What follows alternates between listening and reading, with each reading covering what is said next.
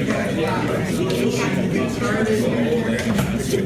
everybody to sign in. If you haven't signed in, please do.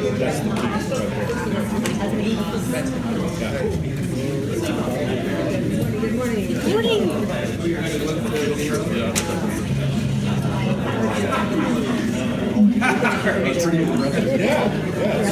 Yeah, it actually turned out pretty well. It was actually better than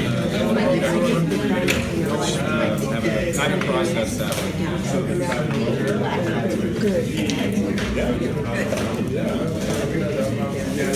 Yeah, I did pretty well. I'm pretty happy with that. Good morning.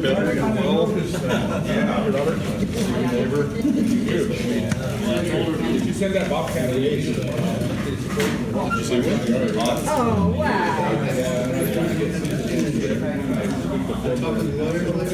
Right.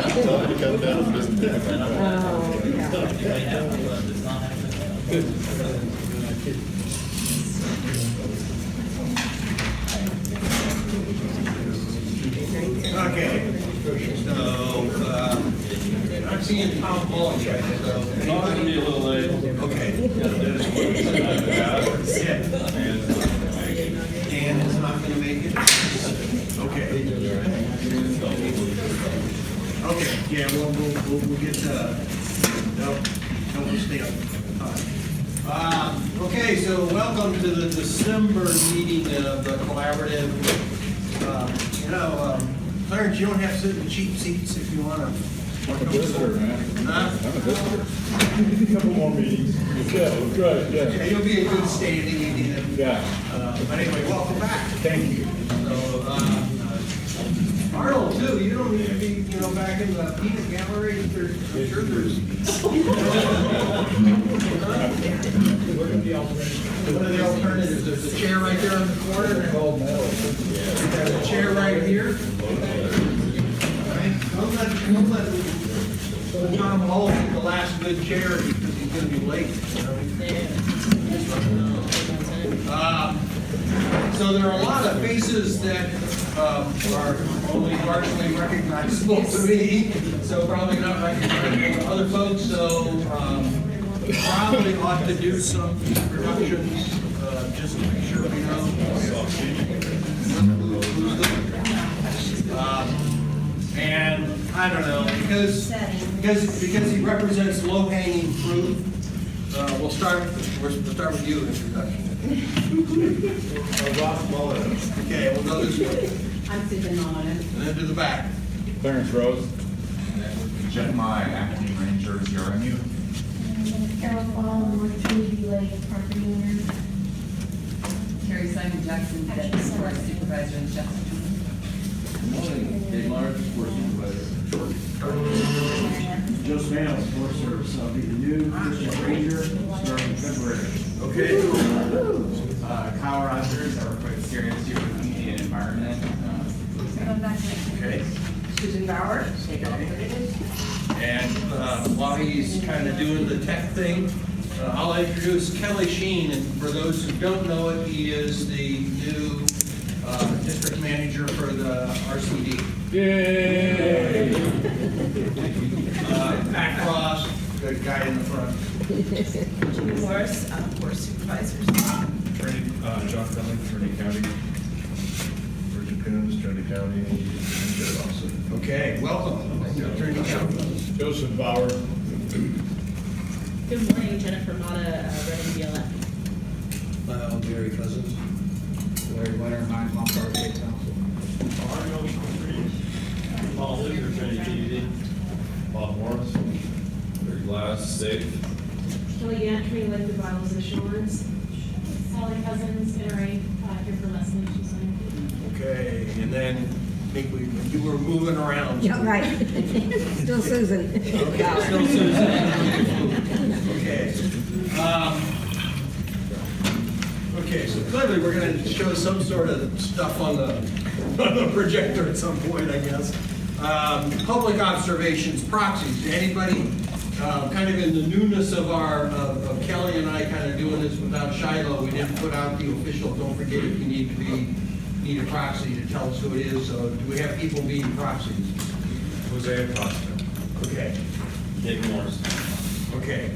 Anybody else doing the proxy thing for anybody else? That was Paul. What's that? So that was Paul today. Paul for Dick. John for Jose. Okay, and Carol's helping out. Mark Dowdle kind of, he did what I've been unable to do, which is he really did retire. He's done doing this. So Carol is helping today with the note taking, because I know that she is pretty diligent and has legible handwriting. Something I don't have. So public observations. So you're here from the public now today. So any observations? What are we, 5 years into this? 5 years into it. Yeah. Like to see the pace of what we get done on this forest speed up. One of the things that I was asked to put on is last summer, this group crafted a letter that went to the Board of Supervisors to go to Washington on the fire borrowing kind of set of issues. And so, as far as I know, we've not gotten a response, but I thought I would ask the supervisors whether they have seen anything come back. So nothing on that. I know there have been things in the newspaper about legislation and failed legislation recently associated with the fire borrowing issue. But as far as I know, it's just still hanging out there. Is there anything that you've heard from the region or anything, Dave?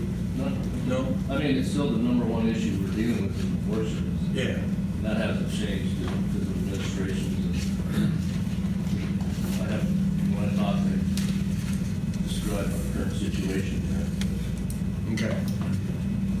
So, Yes. did we ever get a response to our letter to the House Natural Resources? That's the letter I'm referring to, actually. No, we never got a response. Just going back to your earlier motives. Yeah. Oh, okay, so you're proxy for Jeff, okay. Okay, so Judy, proxy for Jeff Morris. And, okay. Are there any items that aren't on the agenda that are time sensitive that we need to consider putting on the agenda? Anybody have anything? Gone, okay. Oh. Sorry. You see what I put up for you? Every time she touches you, she's transferring germs. Be quiet. Clarence said something earlier, and it reminded me of something you told me a week or two ago when I was asking Sue. So have we done anything? Yeah, and so I think it might be for the next meeting helpful just to have that list that you Okay, gave me. yeah. Because we all forget things.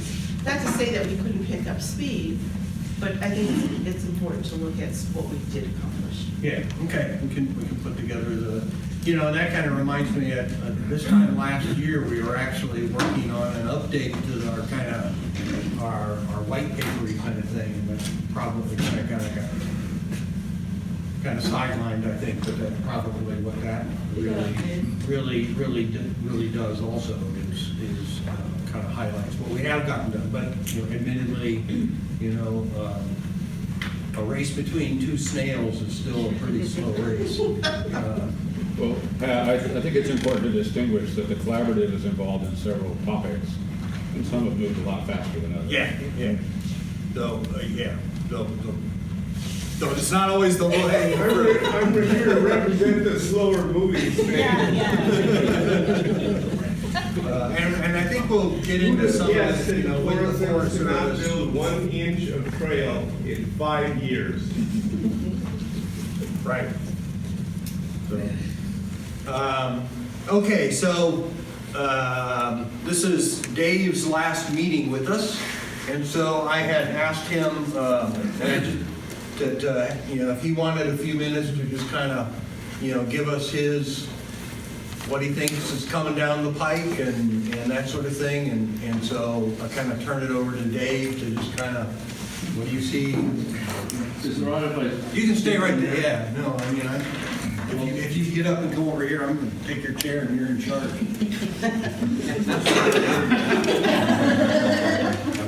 So I was gonna take the opportunity to just talk a little bit about, this week, we just spent at our regional leadership team meeting with all the national forests in California and Sacramento, and give you the update from the national, what we're hearing nationally through the region, and then how it directly affects what we even do here on the ranger districts and through the collaborative. If that would be okay. That'd be I great. do have some handouts, only one part of the agenda dealt with specifically some biomass things. If you want to start those around more of a California-wide issue. But I always, if I see things that are interesting to me, I want to bring them to you so you can see and some of it just shows, especially with biomass, tied to the biomass facilities in California and the grants they get and our ability to deal with biomass in our units and managed vegetation. So that's coming around. It's not the focus of the discussion here, but part of it. So definitely want to make sure we did make our introductions. Jeff Mai is our acting ranger to mid-February. Jeff is a national program manager for aerial bugs. What's your official title? It's not Fort Collins, but National Aviation Safety Manager for Forest Health Protection, so aerial application, remote sensing. How big a business card do you need? Actually, it's a little longer than that, I swear. so that means when you see maps and we want to see the spread of all the insect and disease issues, that's the national program Jeff's program manager over.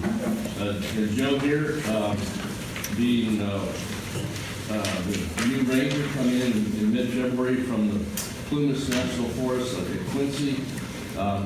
When we took the list of things the collaborative had developed for us, and Judy had a call, and Pat had a call with me, of traits you want to see in a ranger. Someone put on there you wanted somebody, from Trinity County. I'm like, how you ever going to find that? And so, ironically enough, though, Joe came out of Texas A&M and started in Weaverville in industry. This is like ancient, 1978. Yeah, not that you're older than me and I'm retired, dude. and then long career in private industry in California before 9 years ago. Going to the bright side, not the dark side, the bright side of the Forest Service on the Plumas. We were providing those, Judy, when we had talked, that was listed traits, and I think both Jeff and Joe were really hitting on those. I think over time, and shortly you'll get to know Joe, and he's here today. He's still house hunting, making progress there. So, thank you for all that. Terry will be acting district forest supervisor behind me. On that note, that's when we do temporary promotions. Those are 4 months. I don't know how many 4-month increments of different actings we'll have. My position's not approved to be filled. So, as with any other positions right now. They have to still go through USDA, and I'll get into a little bit more of that approval. So, we hope to get approval though. I mean, I've talked to the regional forester, and of course, they would like to have 4 supervisor positions. So the district ranger position here, and 1 Forest Service representative, which is a timber sale administrative position. There's only 2 positions other than fire positions that we've filled in well over a year. So that's why we have the situation we have. little bit, some of the complexities. So nationally, we do have a new chief, Tony Took. He worked with Tony before a little bit.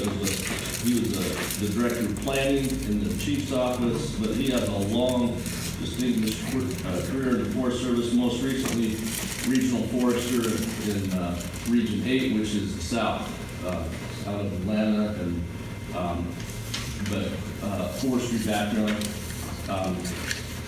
So Tony's really getting in and trying to help work on some of the issues, especially in planning, that really are difficult issues for the Forest Service. And those are things the Collaborative works on. So you're going to see the Forest Service working on some of those. Nationally right now, Forest Service is doing our best to support the efforts in Puerto Rico. So we sent a lot of incident command teams there, but also dollars go there. So through state and private, I think it was up to 90-some million going to Puerto Rico. So it's just an example of how the Forest Service touches different areas. It's not all just about firefighting, timber management. So just you know, Puerto Rico is just obviously a very difficult situation right now. We have a lot of our employees, not a lot, but some go to Puerto Rico to support that effort. Now, of course, a lot are down in Southern California fighting fire. Big picture nationally, though, this year we spent $2.4 billion in fire suppression. That doesn't count what's going on right now. We're starting the new year, so that's fiscal year. Okay. So we're already starting the problem over in Southern Cal. You know, those fires have burned up onto the Angeles or well, they've affected some on the Cleveland, some on Angeles, and some on Los Padres. The big fire, the Thomas Fire, is going up on Los Padres. But what that means, that's a 30% increase ever, how much we've spent. And the way fire is funded on a 10-year rolling average, the lower years, as you get these big fire years, which every year's a big fire year, it seems like, the lesser years fall off. So your average of what goes to funding fire increases.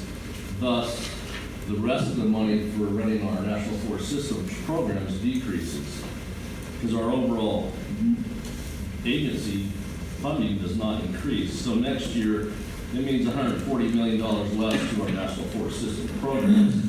Thus, the need for the fire fix, they call it. You know, something legislated to address this growing cost of fighting fire. We understand indirectly, actually through timber industry, that there's a new undersecretary for agriculture being vetted right now. But it's funny, we don't have that work down through the agency, so stay tuned on that. You know, that's the way things are rolling right now. And as I understand, though, at this point, there's not been a nomination, a name put forward publicly to the Senate. Right. And if that had been out, that would have been shared with us this week in the region. But when if it's just, there's just been a lot of names thrown out all over the place. Until they really hear, we won't share that. Industry shared something more firm, but I don't know. The agency is still carrying 2,000 vacancies. We're hoping to get some movement on those. That's across the board. Non-fire. Those are non-fire vacancies. We can fill our fire positions, which is good, especially when you have fires here. What it means is right now in our agency, there's a lot of misinformation out there, a lot of times about growing government out of control. The Forest Service, for the non-fire positions, we're 39% smaller than we used to be. And so we're often asked, why don't we do what we used to do? You know, why don't we get the big trees out? Where's the 3 log loads? Well, we knew where the 3 logs rode. Let me say it fast. 3 log loads went down the road. But, you know, when we used to really be in the business of bigger timber harvesting, you saw much larger organizations, many more people on our ranger districts. We are a fraction of that today. So all these things that are just compounding. Regionally, remember Al Olson, our deputy forest supervisor? So he's acting deputy regional forester in the region right now, over fire and fire mitigation. So he's got his hands full of Southern Cal fires. Even though the Southern Cal fires are chaparral, man, they're just hooting.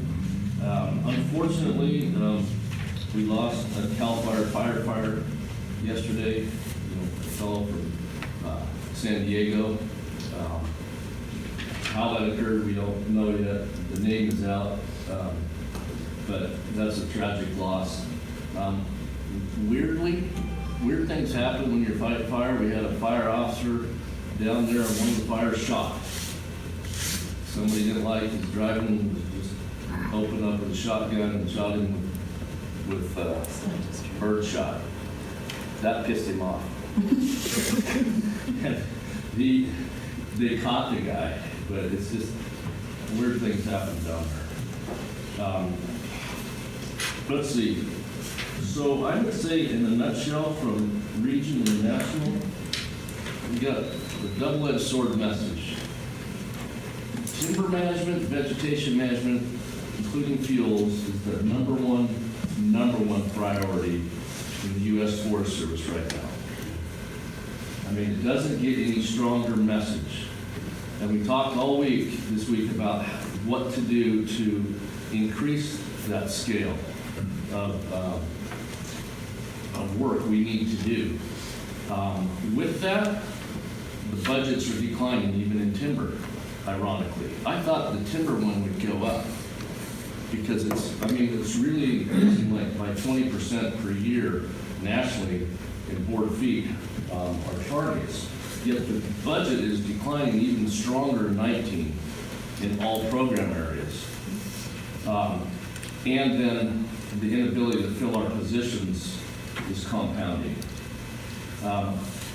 What this means, though, that is good from the collaborative for projects that are vegetation.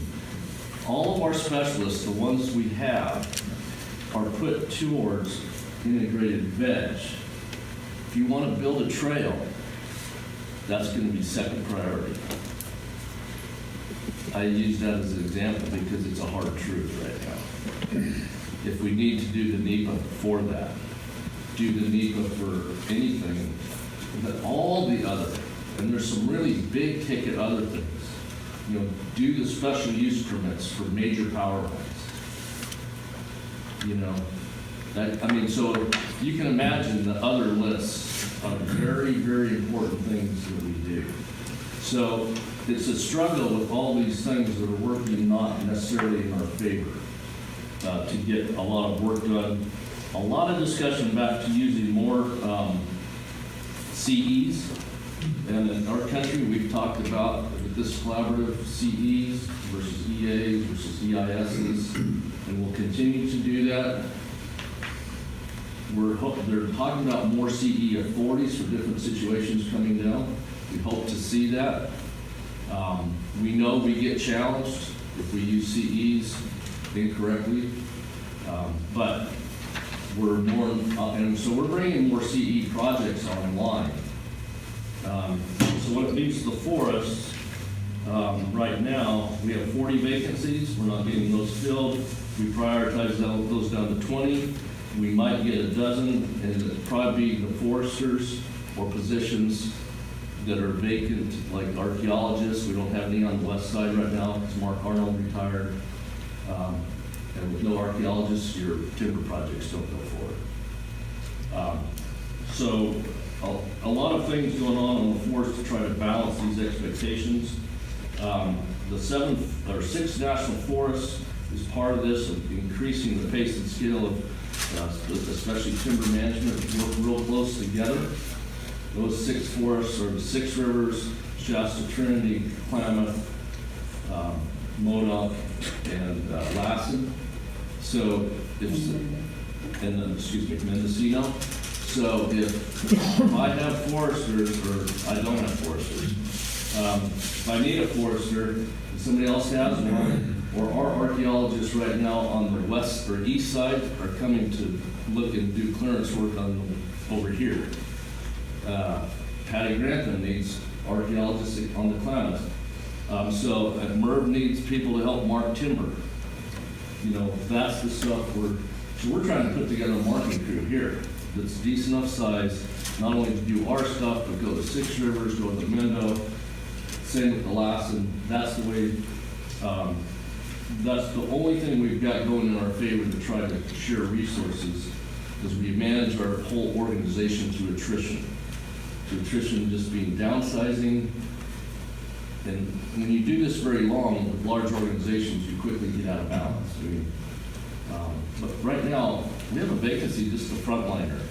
Go keep the doors open at the Weaverville Ranger District. No approval to fill that position. So you try to run with temporaries and things like that, and you just do your best. Other than that, everything's good news. Here's something that was just really exciting to me. Did you look? Kobe Salmon, new forester, Hayfork, came out of Penn State.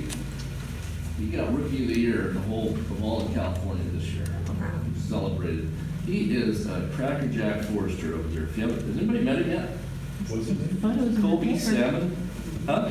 Oh, it was on your Facebook page. Yeah. And so great young forester, gets Rookie of the Year, he's out of Hayfork, and we're just really excited about that. You know, he's like on this biomass stuff I sent around, which is, you know, we got presentations on biomass. I just wanted you to see the maps where everything's at. You know, he works real close with Wheelabrator, you know, find within range so that we can treat plantations that otherwise are not commercial, you know, whether it's west side. You know, so as we look at the pilot project, or there's units that are going to be, hey, maybe it is just biomass. You know, that's what we'll continue to work with Kobe. So that's exciting. But, you know, Anna Arnold retired too on this side, so there's no 11 forester there. So we're kind of down on some of these critical positions. So that's why we're really continuing to have focus. We're bringing some CEs online. You won't see us bringing on other big target, the big ticket EISs, till we get some of this other stuff off the books. A CE, yes. I'm glad a couple of years ago we stopped working on and focused. We stopped working on salt and rattlesnake,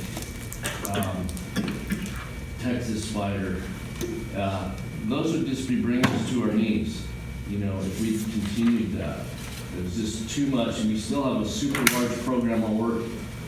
We just got to continue to get our people and fill some of these forester jobs on this forest, and we'll be okay. But I am concerned about the overall status of ability to keep up with the expectations with declining budgets and all the vacancies.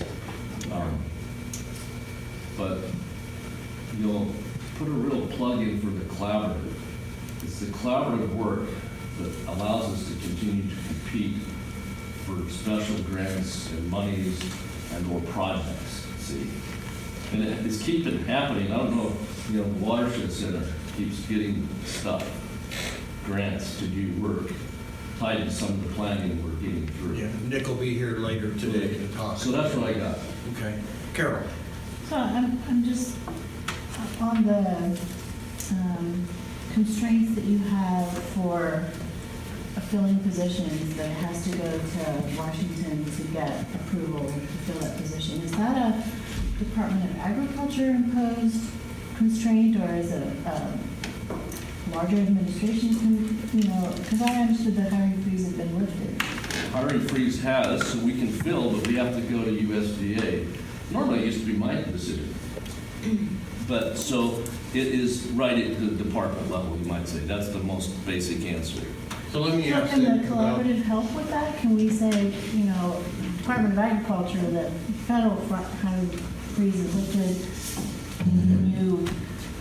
you know, come back to where you were kind of on the Forest Service level or something? And before the answer to that, I was just going to ask Jennifer, so with Interior, are you in the same situation, or is that lightened up a little bit? So ours is, I don't know if I would say it's lightened up a little bit, but we have approval to fill at the GS 12 level or 11 level and lower, essentially. However, we had to go through a giant workforce planning exercise, which cut, I think we cut another 10% or 12% of employees. Yeah. Right, in order for that to free up. So we have our table of organization looks a lot different now than it looked in the past. So we're finally getting the ability to free up. What you won't see, similar to the Forest Service, is a lot of, so like if my job were to vacate, I'm not going anywhere, but if it were like filling those positions and hire, they're holding because of the comments being made that they're going to take positions out of DC and out of like the Denver Center and push those high-level positions to the field. So any higher level management position is basically not getting filled permanently until they decide what they're doing with other people in DC. So then to Carol's question about would something from us to somewhere be of use? Is that your question? Yeah, how can we help? You know, I think, I usually don't tell people to go, let's see. This for January 4th. I think when a collaborative that represents multiple interests in Trinity County expresses desire to have some critical positions filled, it's a positive thing. And you guys have done that in the past, or you've expressed your interest. I continue to do that. You know, that's what I would continue to do. You're not lobbying for more money, you're just lobbying to get some of the, I'd say, the key critical positions filled. And I include the frontliner, you know, keep the office open. You know, besides the foresters, the biologists and archaeologists. There's a good chance right now if you call the BLM office, I might answer. So I'm hearing a disconnect. Okay, you're saying that collaborative is important, needs to keep functioning, making recommendations, yet your replacement, Terry, last time you were here, you pretty explicitly said you don't really care about collaboratives. Not too interested in community-based organizations. So what happens as things shift? So I don't think I said any of that. Well, I've heard a lot of people say exactly what you said. So is that, if I know that issue's out there, I know you all sent a letter to the regional forester expressing that concern. I would have to go back to the county supervisors if you really want to deal with those issues. If we can, if you want, because I didn't hear her say that, although I did go to the bathroom because I'm over 55. But, you know, I heard her talk about concerns of the collaborative working with the FACTA rules and regulations. Right. That's two different things from what you heard.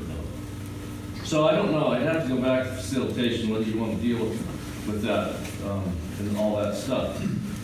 Well, I think certainly what I would assume what this group just wants to hear is that the forest and the region are still strongly supportive of the collaborative. I think that's kind of. I'll let Terry answer the question then. So, they're asking whether you support of the collaborative efforts. Yes. So we're trying to figure out right now if we can write a letter as part of the Trinity Management Council related to the TAMWAG going away. And can we sign that as a federal agency, not in Department of Interior? But the Department of Interior agencies have already said they have to follow what the Secretary of Interior says. And right now the TAMWAG has been disbanded. So as another federal agency who still works for the President of the United States, can we sign such a letter? So we will. But the collaborative is a board of supervisors creature. It doesn't have anything to do with. we just invite you guys. Right. Yeah. That kind of. Invited agency. It's totally Yeah. different. So I think, you know, I mean, that was 2 years ago, and Terry's right, or Dave said it about the FACA position, which really doesn't quite apply here, so I think, Right. I didn't take it that Terry didn't want to be part of a collaborative process, but just she was concerned from regulation standpoint from her agency. The FACA stuff doesn't apply here. It may at the TMC, I don't know how they're set up. But I would, you know, encourage everybody to give Terry a chance, not hang her out to dry before we even get out of the starting blocks. And I didn't get that impression, that she didn't want to be part of the collaborative. She was just concerned of some, no offense, guys, bureaucratic stuff that you guys have to deal with. Quick question. Yeah. Is your position interim or permanent? She's, I'm the permanent deputy forest supervisor. Okay. I will be the acting forest supervisor for 4 months. 4 months. It could be longer. Okay. So Until what somebody- would happen is the position would remain vacant. So on the Stanislaus, the deputy forest supervisor was the acting forest supervisor recently for 18 months Okay. because of the freeze. Thank you. so I'll just throw a little bit in on that side of things. So at the program of those who were at the equally uplifting program of work back in early November, the group asked that I contact Barney Gant directly to just make sure that at the regional level, we still have, the support, the collaborative, that sort of thing. So I did that. I had that phone call on December 8th. And he was unequivocal in his support and the support of the region, of collaboratives in general, our collaborative in particular. In fact, what he and I talked about was trying to work on a tour and visit from himself and possibly even Randy Moore, and inviting DC folks in April, May kind of time frame, depending on what kind of winter we have. And his idea was actually a tour of collaborative, spending some time with us, going up to the Western Klamath, collaborative, and really spending some time, hearing from all of us what, how things are going. And then I asked him about, so what's going to happen. My understanding is that, that every position, including the, Shasta Trinity Forest Supervisor position, has to be approved at the DC level, that it hasn't been approved.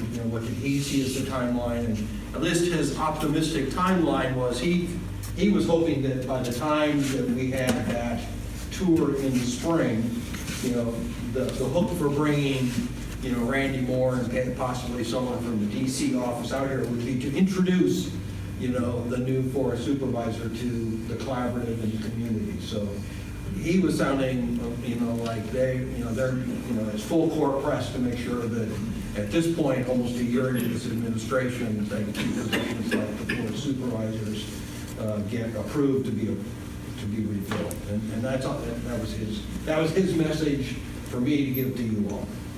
So, his goal was to not have it, their goal is to not have those sitting as acting positions the way they have been. And so I think we have to kind of take them at his word at this point and see what they can do.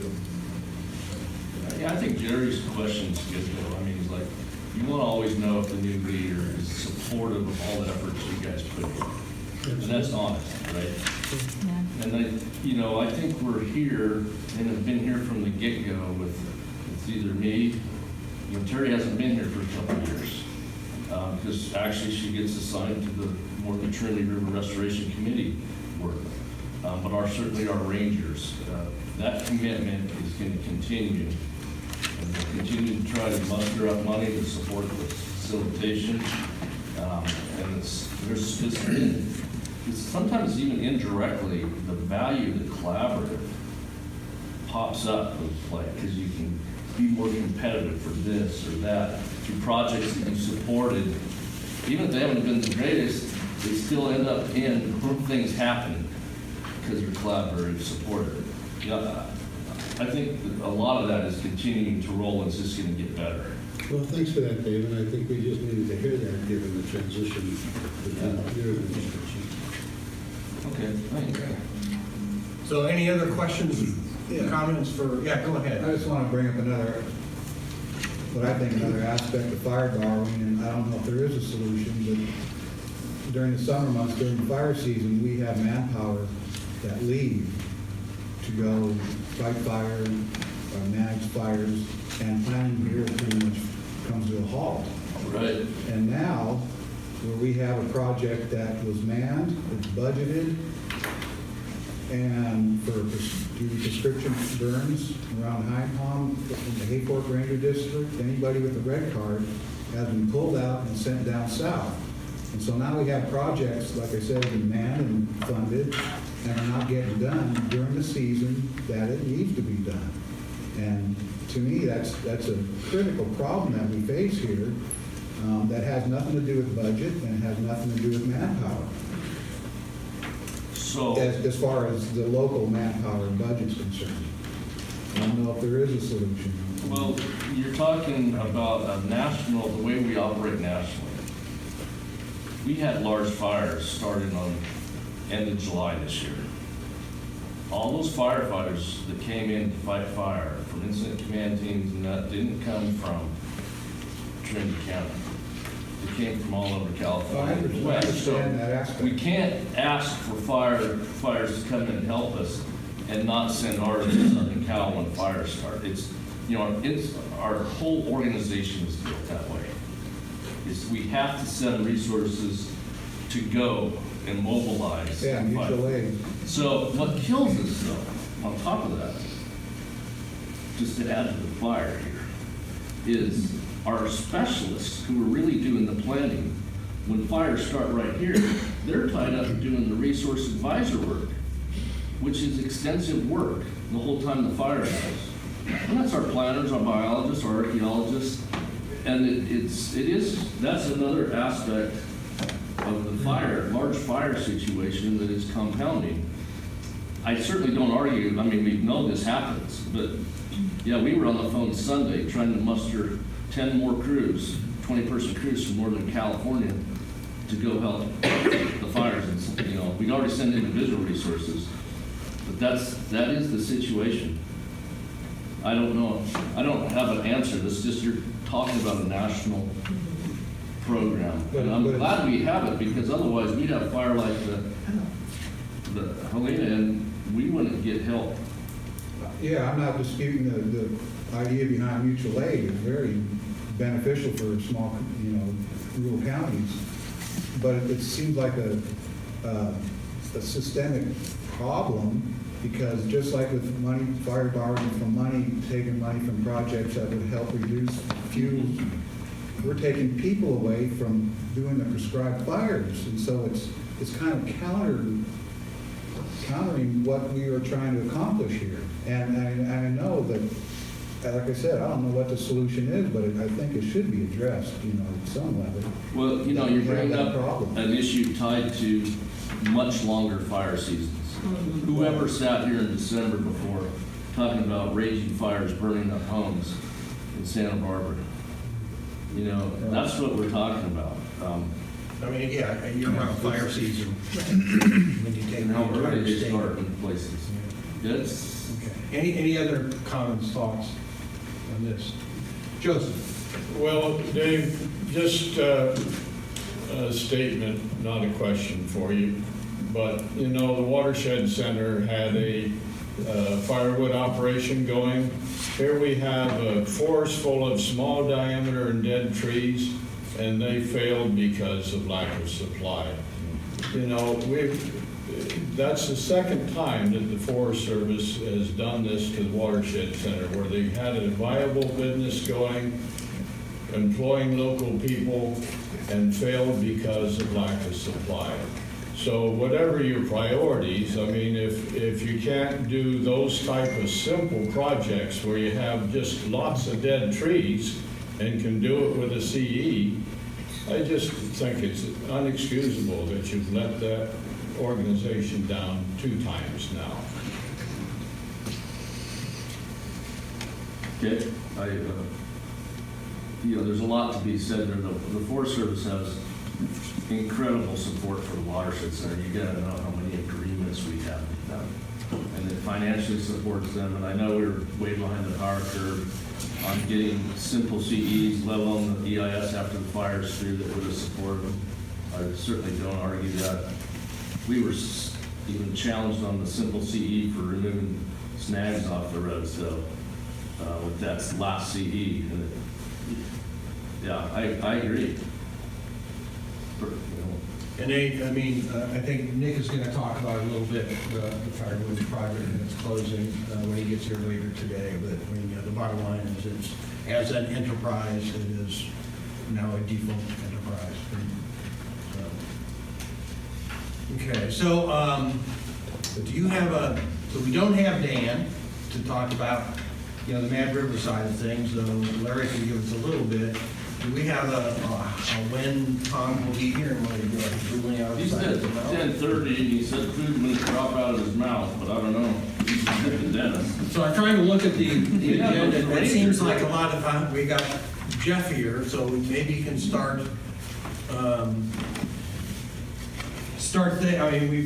originally I was gonna start with, where we're at on pilot project, first 48. Maybe we'll just hold off until Tom gets here for those. So as far as the agenda goes, kind of the next thing is kind of just what's happening, with BLM as far as forestry projects. So maybe Jennifer, you can give us I keep hearing a bell ringing. Okay. Yeah, so I noticed on the agenda, it's GDC. Nothing is happening with GDC because we sold the sale, so TRL did buy the sale, but we have to now wait for them to want to harvest. So that's where we're at with that. So it has been sold, and so hopefully in the spring, we'll move on getting the sale. And how did it had been put out once before, it didn't get any? Yeah, we had packaged it. How did it get repackaged? So we packaged it before to include some other parcels, and then it didn't get bid, so we cut it down, focused back on just Grass Valley, and then actually cut some of the service-related work. I think there was too much service-type work in there, so we cut some of that out in order to try to make it more profitable. Kind of the feedback we still got was that it really wasn't a super good sale. It didn't go for hardly anything over what our minimum bid was, but hopefully we'll continue to learn from that. And if we get a forester, then we can kind of go through some lessons learned, and hopefully we can make those. Okay. So we'll service work this separately later. Yeah, the plan is to we've got already a stewardship agreement with RCD out there, so to kind of use more of that avenue for that rather than to try to gain it through sales. So it'll still get done, just a different mechanism.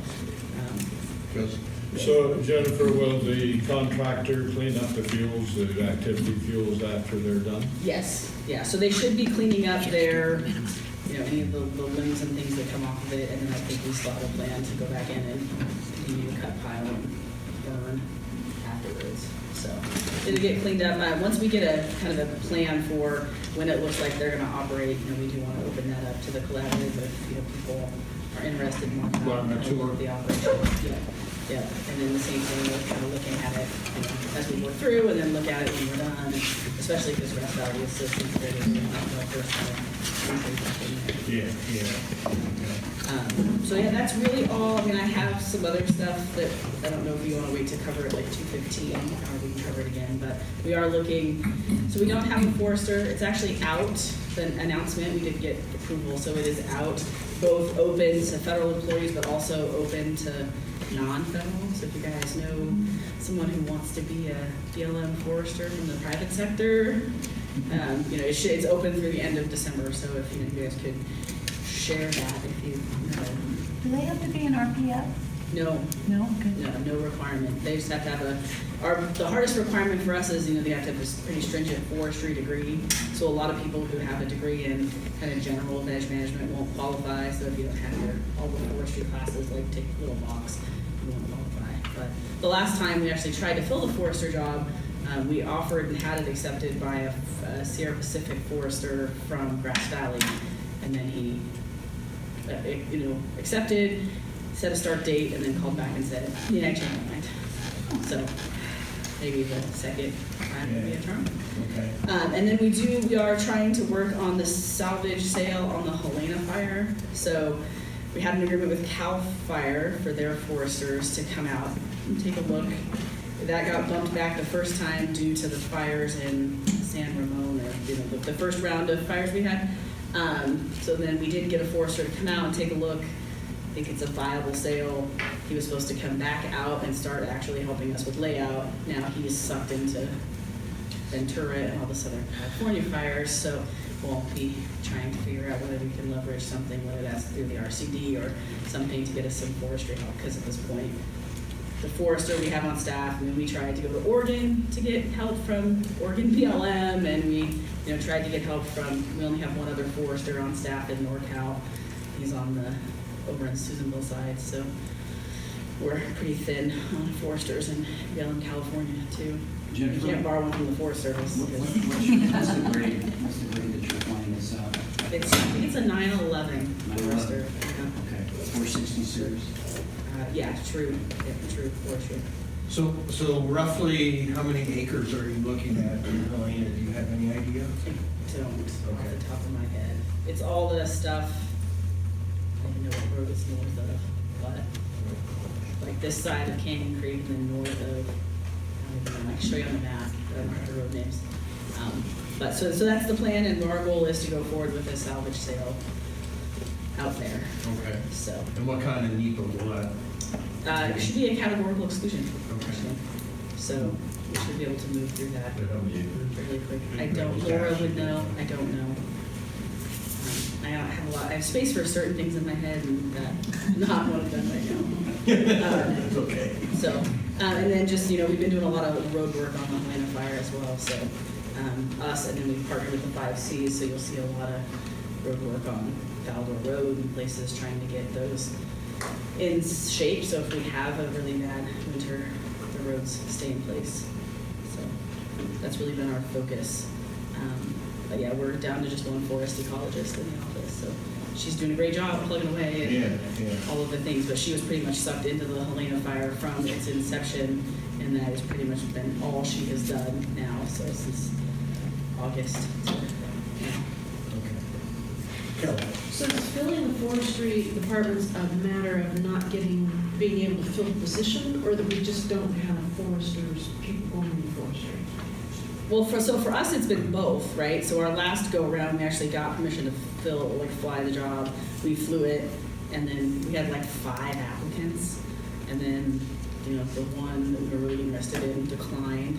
So a lot of it for us, we just haven't seen a big applicant pool. We'll see this time if maybe. I mean, we even tried. They had a forest meeting at my office. I don't know if Dave knows this, but it was like I don't even know, your timber group had a meeting in my office. We made flyers. We handed them out to all the Dave's employees as they came in the door. Like, hey, we're for the BLM. So we're like, wait, what meeting are you here for? No. That's 5 applicants, that's a small, you usually get many more applicants? Yeah, sometimes, it depends on the job. Like archaeology, obviously, we get a lot less, but, we had 5 applicants for foresters. Some of them had never been in the field. Oh, yeah. So yeah, they were, right. And for us, I don't have a fleet of foresters. I don't even have anybody within a 3-hour drive to mentor them. So for me to take a completely green forester who's just graduated from school and be like, I'm gonna be a forester, we could do that, but then, I gotta find somebody to mentor them. And if the Forest Service doesn't have any foresters, then I can't even reach to them to get help. So that's part of our issue, is we need somebody, at least who's been on a, a timber marking crew and has a forest, who's at least been to the woods. Because there just isn't a lot. We don't have a lot of resources to help them. It's not like I have an 11 forester and a 9 forester and a timber marking crew, so you could kind of work your way through. Yeah, or even back, when in 2005, when the state forester was actually physically located in your Reading office, so you had the potential of.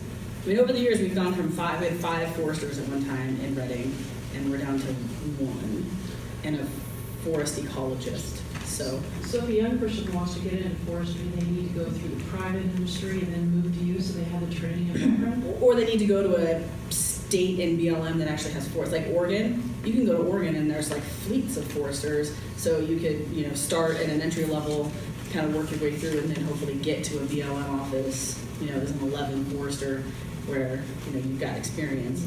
But just in we are the forestry program for BLM California in Reading. Like, we carry, up until these last couple of years, we carried the board feet load for forestry in California. There just is really no other forested offices. The Mother Lode has a program, but that's really it. So we don't have anything to draw from other than we poach from the Forest Service, or we try to get, foresters out of Oregon or, Montana or another state for BLM. And I would think it probably has affected the availability of foresters, is that CAL FIRE has been, they've done a lot of hiring over the last couple of years for foresters, using the funds from the SRA, program, the fee collection. So they staffed up quite a bit, and that probably affected the availability of foresters too.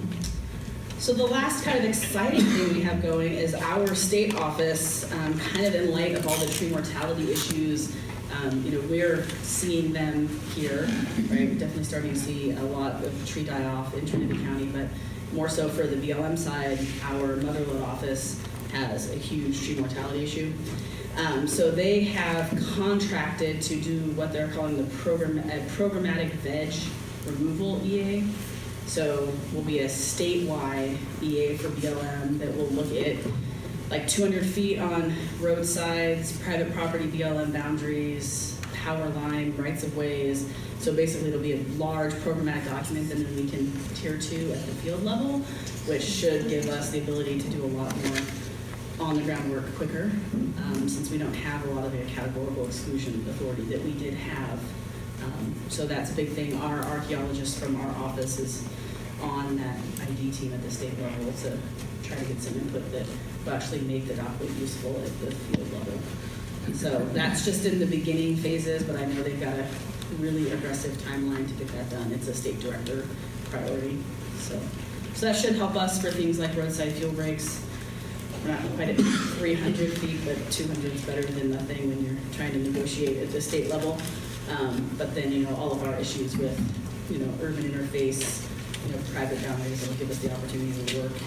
So when people call, we can actually just give them, hopefully, quick permission to deal with the issues they're having on the BLM interface.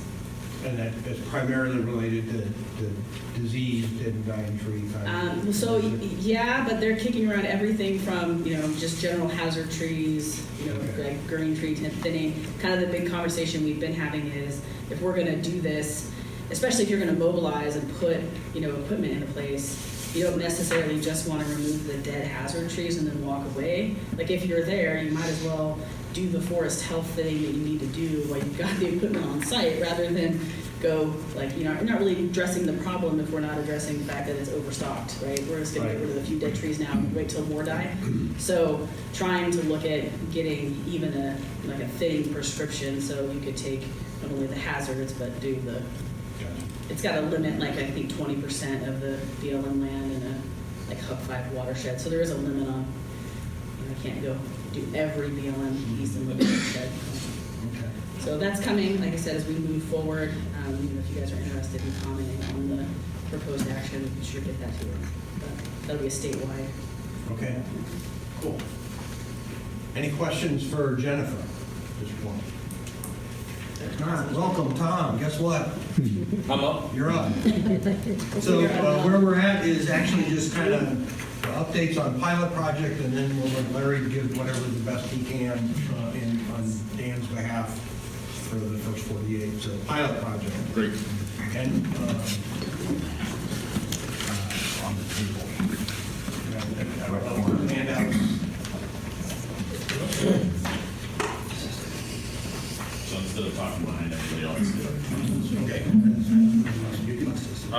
So for the pilot project, what we've been working on, really it's been delayed, and most of that is because of me.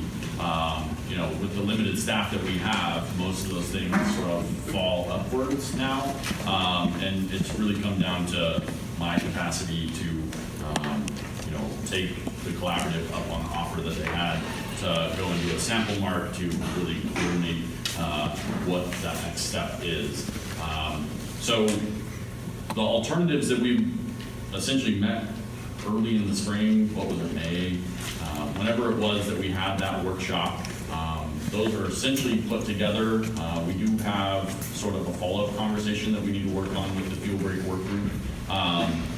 With Christine Jordan moving in from Fish and Wildlife Service, her perspective is a little bit different than Jan Johnson's. And so some of the resource protection measures actually is probably a little bit more consistent, but she also approaches the areas outside of those high-value wildlife areas as more valuable. So where there's not an owl, but there's nesting roosting habitat. And so what we would like to do is actually, essentially chapters 1 and 2 are done. We will start the specialist reports, but we'd like to clarify with the fuel break work group, in January, what those little nuances are with Fish and Wildlife Service so that we can move that consultation forward at the same time that we're working on our specialist reports. The handout that we developed did go over all of the different timelines for all the different projects. I don't know if everybody got a copy of that. But the alternative development is what we're working on. The specialist reports, we're giving ourselves January, February, March. And a lot of that is that experience that we've had with Fish and Wildlife Service and the Clean and the Water Board. Their input definitely modifies a lot of our specialist report writing. And so that's an opportunity for the field break work group to help engage with us if we can narrow that time period down. It typically takes us about a month. All the survey work is done for all the specialists. Really, it's going to come down to an archaeologist. I don't know if you guys talked about the limitations that we have in personnel, but the archaeologist is probably the biggest hang-up. And the funding, if we can't actually either do a detail or pick somebody up, the funding to bring in outside help to accomplish that.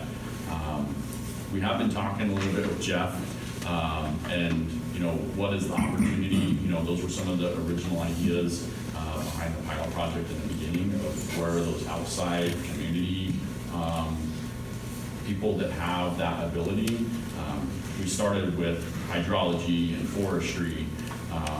Hydrology is not the need, and that's potentially an opportunity that we can work under the existing agreement with the RCD of can we get archaeology help for this specific project? There's money already there. I guess Didn't we meet with our east side archaeologists and talk about support on the west side? So I would say that's a follow-up meeting that at the next FLT that we're actually going to have, because it's an ongoing thing. What is the next priority and where does this fit? East side has their own program that they're moving forward on that's producing timber for the forest, the push from the region. Is this as high of a priority to shift that archaeology? We obviously do have some capacity to shift that, but that's a forest discussion of how do we balance those. So just a quick, go ahead, Jerry. Did you say that there are funds available to bring in archaeologists from outside of Forest Service, or there's not? So there's really not, given the budget year that we have. It seems to be getting worse and worse. We had we had $1 million in TM that the region told us to spend a different color of money, the salvage funds that we've collected through salvage projects across the forest. So that $1 million that we thought we had is at the regional office doing other things that are priorities for the region. And so those things all roll down to what available funding do we have to go towards these sort of things. Right, so the funds that the Watershed Center had years ago for surveys from outside, anybody know when those monies all used up? The forests, for the pilot project, right, the funding went to the So RCD. that was the agreement that I was just talking about with the RCD. The potential opportunity to use any of those remaining funds. And there are funds remaining. Yes. Okay, so that was The stand exams have all been done, right? Correct. As far as I know, they're completed. But it's just the art part. So I'm trying to take notes here. So there are funds available or there not? So there's funds in this agreement that we have with the RCD as part of the pilot project, specifically for the pilot project. You know, we had put money in there to try and help with hydrology. That's not a need that we have. And so whatever money is actually still available from that, it really comes down is the talent in the community or that the RCD can reach that we might be able to utilize. Okay. That's what we need to survey also. Surveys are done. The surveys are done, so it's just the analysis and the compliance with 106. So Jerry, do you remember I was talking about the 6 forests or sharing across lines and all that? So we have 3 permanent archaeologists right now on the west side. Through attrition, we lost Arnold over here. So the 3 over there on the other side, they're funded in whole, not by project or by district. They're funded. So we will have to look at the priorities because we can't let the whole west side stop because we're absent 1 archaeologist. So we look at the priorities of the projects. And now we're not talking about having to survey everything. We're talking about the analysis. So that's where we'll sit down and look at, okay, who can come over. We've already started that process.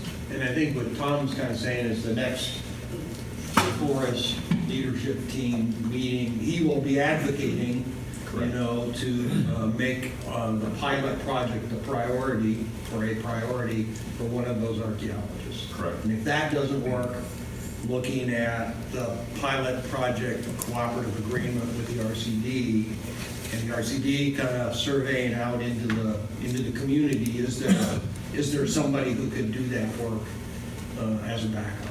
Are there enough funds, Kelly, to cover the cost? I think so, yeah. I think there's like $30,000 left in that agreement, which is more than 20. Joseph? Well, Tom, I'm wondering, you know, we've been on this pilot project for 4 years now. You had an archaeologist right in Hayfork. Why didn't Mark get out there and do the work sometime in the last 4 years? You know, I just don't understand why that's a hole at the end of the process. And I understand the frustration. I guess there's 2 different factors. The field work was done when Mark was here. You know, that was made the priority. It's really just the analysis. And that was the delay that we have from, you know, shifts in priorities and the availability of specialists to work on those things.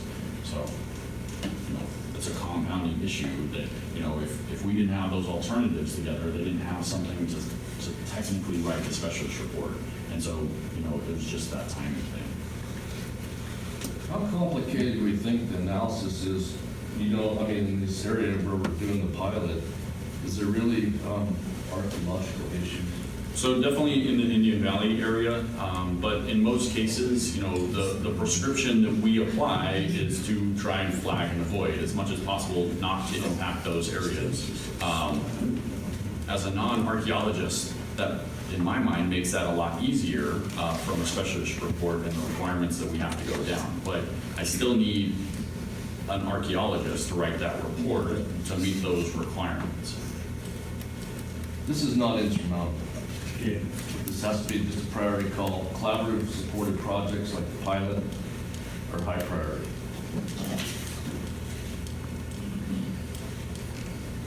So the sample marking meets that Pat just circled for me, the follow-up to what really the collaborative, you know, the forestry members of the collaborative group have offered to help us with, Kenneth and Tom.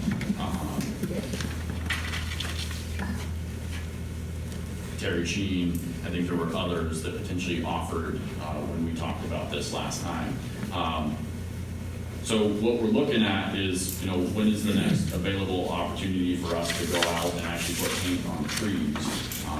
This is the highest priority that I have for my specialist. You know, the contracts are put together for the salvage project and the other pieces, and so the 2 people that I have, the 1 person that I have available to do this is their highest priority to help coordinate and, you know, get people on the ground, the collaborative members, to help us put the paint on the trees. So I don't know that January's the exact right time, but given the winter that we're having, that's potentially an opportunity. And so we'll be working with Kobe Salmon and the field break work group on what is the right day to actually go out and at least do one section, if not multiple sections, of what that sample mark looks like with paint. So, you know, this would be a leaf tree mark. You know, it's not a take tree because we're going from what looks right to what looks right. So Tom, if you're having trouble getting the sample mark done, do you expect to have trouble getting the real mark done? Absolutely. Because, I mean, how do you propose to do that? The question came up in my mind, as you know, remember, a few months ago, when I thought it would be really nice to have the same people that are gonna do the real mark, do the sample mark. So we're all out there together, and that doesn't seem like it's gonna be possible, but, so what would be the plan for getting the project mark done? So it's, you know, the first plan, and if that doesn't succeed, we move to the next one. The first plan is we're looking to fill all these forestry positions over this sort of spring time period. We just made a selection on another forestry position similar to Kobe Salmon's professional forester position. The two GS7 to GS9 positions that are permanent are in this next round of the exemption. We have not received that exemption, but we're already moving that forward with the expectation that that is imminent. So by exemption, you mean? Exemption on the hiring freeze. On the hiring freeze. Really, it comes down to hiring temporary employees. And this year, we had the money available, and there just weren't people to hire. Nobody wanted to come work essentially on Shasta Trinity National Forest, whether in McLeod or in Hayfork. We picked up one person that came in August, and that was the only temporary employee that we were able to hire in the prep organization. It's the same problem with those. There's been a major demographic shift in young people wanting to be a forester. Which goes back to the question. That's right. It's a very good question, because go try to find an RPF right now to work on private property, good luck. You're gonna have to wait. It's a real problem. Very, very much so at the very roots of just finding people who want to practice. So that's the first strategy, right? Is trying to do that with the expectation of how we think it should work. The next step is to either put that in an agreement or a contract for somebody else to do, which takes money. And given the budget situation, where does this fit in the priorities, or is there even money available to prioritize for a marking contract? Would the marking necessarily affect the schedule you laid out with all the dates? The sample marking, you mean, or you mean the full on? Both. From the NEPA standpoint, no. It wouldn't need That's to not going to affect that at all. Even up to the decision. But it will affect how we implement that contract, right? So if we make a decision in November, Whether you implement the contract. we really still have that buffer of time to get that ready to implement during the field season, knowing LOPs and all of those other things, you know, when we can implement. It doesn't need to be marked even for a decision. It could happen without the mark. It's Correct. the implementation. Absolutely. No usage. Any other questions for Tom on the pilot project?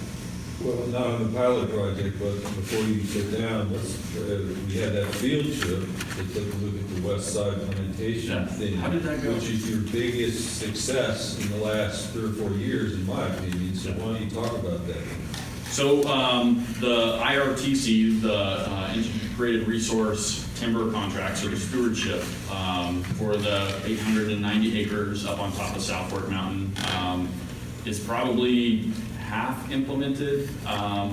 They put 3 sides up there this summer, SPI did, and accomplished a lot of work up there. The collaborative group went out as part of the Joint Chiefs field trip to look at that, both at an unimplemented site and an implemented site. And honestly, I was not able to be there. Dave was, but I'd like to hear what the collaborative thought of that prescription, because we would really like to bring that into the Dubakella project. Some of the prescriptions within the pilot project are going to be the same. You know, what is that feedback of, you know, is Is that what we're looking at? You know, that's an interest of this collaborative group, is to work on plantations and roadside treatments, this being the plantation prescription that we kind of like. So feedback will have to be only on the part of the project that's north of Highway 36. 'Cause we didn't look, as another contractor that did the part south. All the same prescription, all under SPI, but they're different Contractors, different a different look, Right. so, but the part that we looked at looked really good. I mean, I think I can speak for everybody. Yeah, I mean, that was the Very impression I pleased with it, got. and that's what we're looking for, that's what we want as far as the shaded fuel break project that also includes limitations. That's the sort of prescription that we want to see. Absolutely. And we're happy with the way it's cleaned up afterwards. It was great improvement from what was there. Yeah. And honestly, I think there's even follow-up opportunities of, you know, there's some big landing piles there, and they're frequent enough that potentially there's even a biomass or a firewood component that we're still gonna look at, you know, whether it's meaningful or not. You know, I think one thing that we definitely learned as part of that, we had service items that are required as part of that stewardship contract, that those tops were delimbed further out, and they were able to work out an agreement that Anderson Biomass Ground Stock actually bought those smaller logs for their post and pole operation, which was awesome. That's exactly what we were trying to incentivize. But everything that was not included as a required service item, they did not have an agreement with SBI to actually do the rest of those landings. And so how do we, you know, either structure a contract or incentivize that's what we want to see, because that cleans that up even more. That's what we'll try to bring into either those future, what will be service, integrated resource service contracts or stewardship, but they'll need money to help supplement that. These are the best plantations in the town. And so is some of that money Joint Chiefs money? So there's opportunity for both retained receipts from the sale for the IRTC, Joint Chiefs, the watershed agreement that they're going to implement with NIFWIF, some of their money from the greenhouse gas.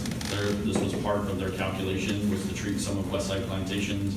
All of these things are going into implementing Westside plantations. And so the prescription is going to remain the same. It's really what is the tool that we use to try to implement and get the best work done on the ground. The idea is to actually take these lessons learned and apply it to the next watershed of plantations, which is Dubakella, and the same prescription, same process under a CE, because we were able to sign this as an EA and a decision notice with a FONSI, a finding of no significant impact. Because we met all that criteria, we can put that under a CE now that we have that Farm Bill CE kept. So after Dave peeled off and we went on and we went down to the Roof Guard Station and we saw what Six Rivers was doing with the same stuff you're talking about, the commercial, the non-commercial stuff. They were stacking it all up there in front of the guard station and inviting the public to come saw it up and haul it away. And it looked like the public was liking that. Yeah.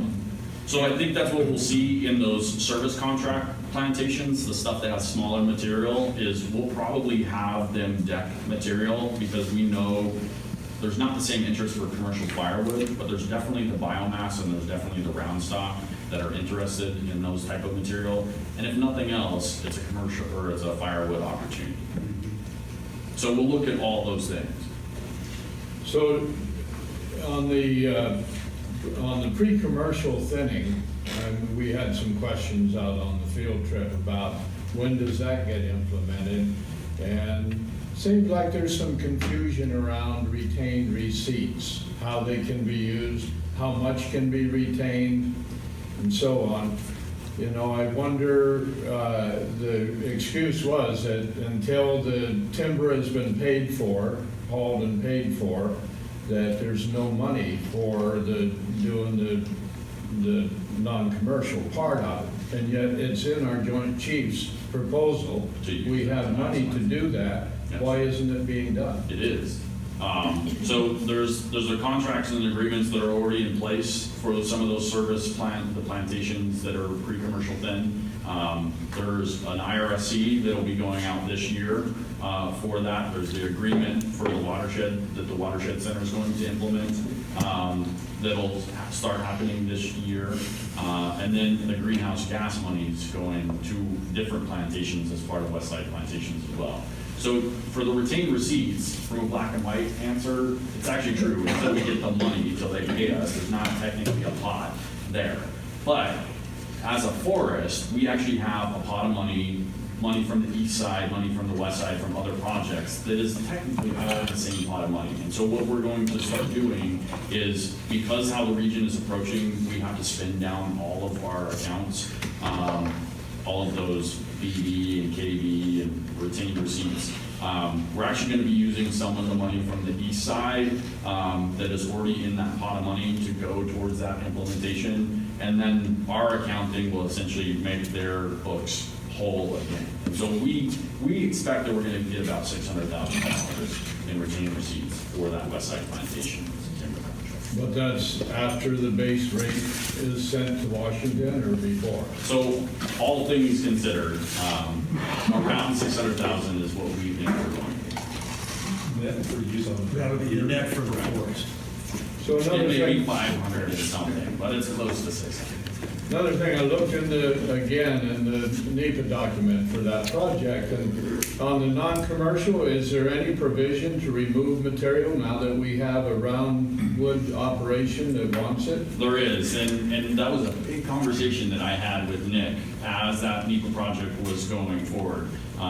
And it doesn't say commercial opportunity, and that's something that will change in the next analysis. We're not going to separate it by commercial and non-commercial, but how we describe how we would remove that or how we would treat that is to either utilize it in some way. We don't expect that really many of those will have saw timber, but the round stock, biomass, those other things, as long as we're reaching that desired condition, that's the intent. What happens to that material, as long as we meet those base conditions for wildlife and soils and all those things that have resource protection measures, the other material needs to go away, whether it's burned or utilized. Okay, so, yeah. I don't know if you can clarify, I know retained receipts that go to a big kitty, big pot of funds at the forest level. Is there a commitment by the forest to make sure that whatever was taken out of a particular stewardship contract that goes into the kitty, regardless of the region saying we want you to spend it out, will we see that same amount of money go back in for the service work? Can you guarantee that? I wish I could guarantee that. So the intent at this point, this time, is to do that. Given the state of affairs of where we're at in the region right now, I can't guarantee that. Is there a time frame that if a service project's going to take a couple of years to implement, will that money disappear potentially? So the opportunity is that if I obligate it, then it's committed, right? That if I put in an agreement or a contract or something else that may take 2 to 5 years to actually implement, it's already committed. So this came up on the food script, so they haven't started putting those contracts out yet. Can we do that so that we can get them committed so that the money doesn't go away? Yeah, absolutely. And so it again comes down to that staff time of who's putting together that contract. Those are all being put together. The intent is sooner rather than later, because absolutely, we're at the same risk. We want it to go to the same project that you do. And the longer that we delay, the greater risk that we go somewhere else. I asked that question in the food trip and nobody could answer. No, I think you got the wrong. So to answer that question a little bit longer, so what Dave mentioned earlier about people and all of that. So remember, we're frozen from hiring 2 contracting officers in the region just retired. Those vacancies will go into that pool as well. So just wanted to add that to the conversation.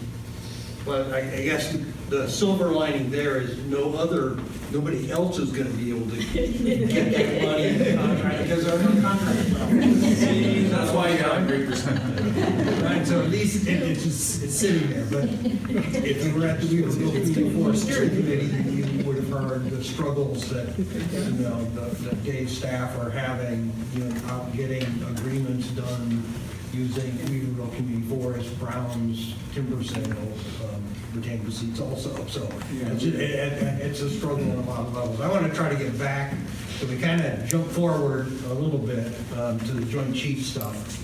So anything else for Tom, mostly related to the pilot project? Will the pilot be stewardship, Tom, and Dubuque to keep this feeding forward the experience that we're having from the plantation project? So I really like how Westside Plantation played out, and it really comes down to how we want to approach it. There's no requirement. It could be a straight timber contract, it could be a service contract, it could be a stewardship. I like that we have retained receipts and we have a little bit more discretion over that. And so as much as we can, I think that we'll try to put that within the stewardship area and have, Westside Plantations actually has a really big stewardship area, which obviously covers part of this. Some of those plantations are in that. Whether we can amend that stewardship area, we have to create a new stewardship area. I think the intent is to move in that direction. When do you foresee going out to bid for the pilot project and implementation of the pilot project? So decision is, November. A year from now, it's a decision. Right. So pretty quick after that. Well, it really comes down to what is the right time, right? So if we have LOPs, I can't implement until July anyways. And so when do we actually want to put that out? What is the structure for that? When can I actually get it marked, right? That's some of the biggest questions to getting that contract out on the street. I would say as soon as possible after that decision. So July of 19 for Implementation. With the LOP. But you're anticipating LOP. Well, at least on the Butter Creek side, we know that we'll have LOPs for most all of that. Indian Valley may not have LOPs because a lot of that is the pine, not habitat. And, can we group that with that hazard tree project? Those are opportunities that, can we group things together to make it more desirable? Okay, so with that, I'm going to turn to Larry to kind of give us whatever he can on first 48. I believe on November 30th, there was a meeting, right? Right. Dan sends his apologies, he's very sick today. Well, we appreciate it. I didn't want to be in the same room. But yeah, November 30th, he invited us to come over and meet with the ID team that's been put together for the first 48 project as a way of him trying to kickstart the project going again because they basically spent their summer in the fire. And everything came to screeching halt. They had nonstop fire down there in the southwest corner of the county. Anyways, we got a great opportunity to meet with their team. Some of them were there at Mad River and some were on the phone from the supervisor's office. Lots of ability to interact. It wasn't just like we got invited to witness it, we got invited to participate with it. Okay. And we got them, I think, better tuned up. They're running into a lot of the same problems that Shasta Trinity run into, not having enough people to plug the holes. So lack of specialists, that sort of thing. Having to move people around from one district to another, but, they still got the little force that could attitude, so that helps. And after the meeting, when we expressed some frustration, Joseph in particular was dismayed that it looked like it was getting kicked into the next year again. Dan made the decision to bring back Harold Spinos to be the NEPA coordinator for this, which was warmly received by all of us because she doesn't mess around. So that's good news. After that meeting, Tom Waltz and I took part in a call with all of the ID team again because they had follow-up questions that we were able to answer to them. But they've got the same, well, not the same, but a similar problem with the marking thing. So they don't have a marking crew? Well, Or have limitations? They had planned to do marking and cruising at the same time, but because our project requires a leaf tree mark, it's making it a lot more complicated, I guess. I don't, they're not here to explain it, so it was like, for me, it was like, let's just do it.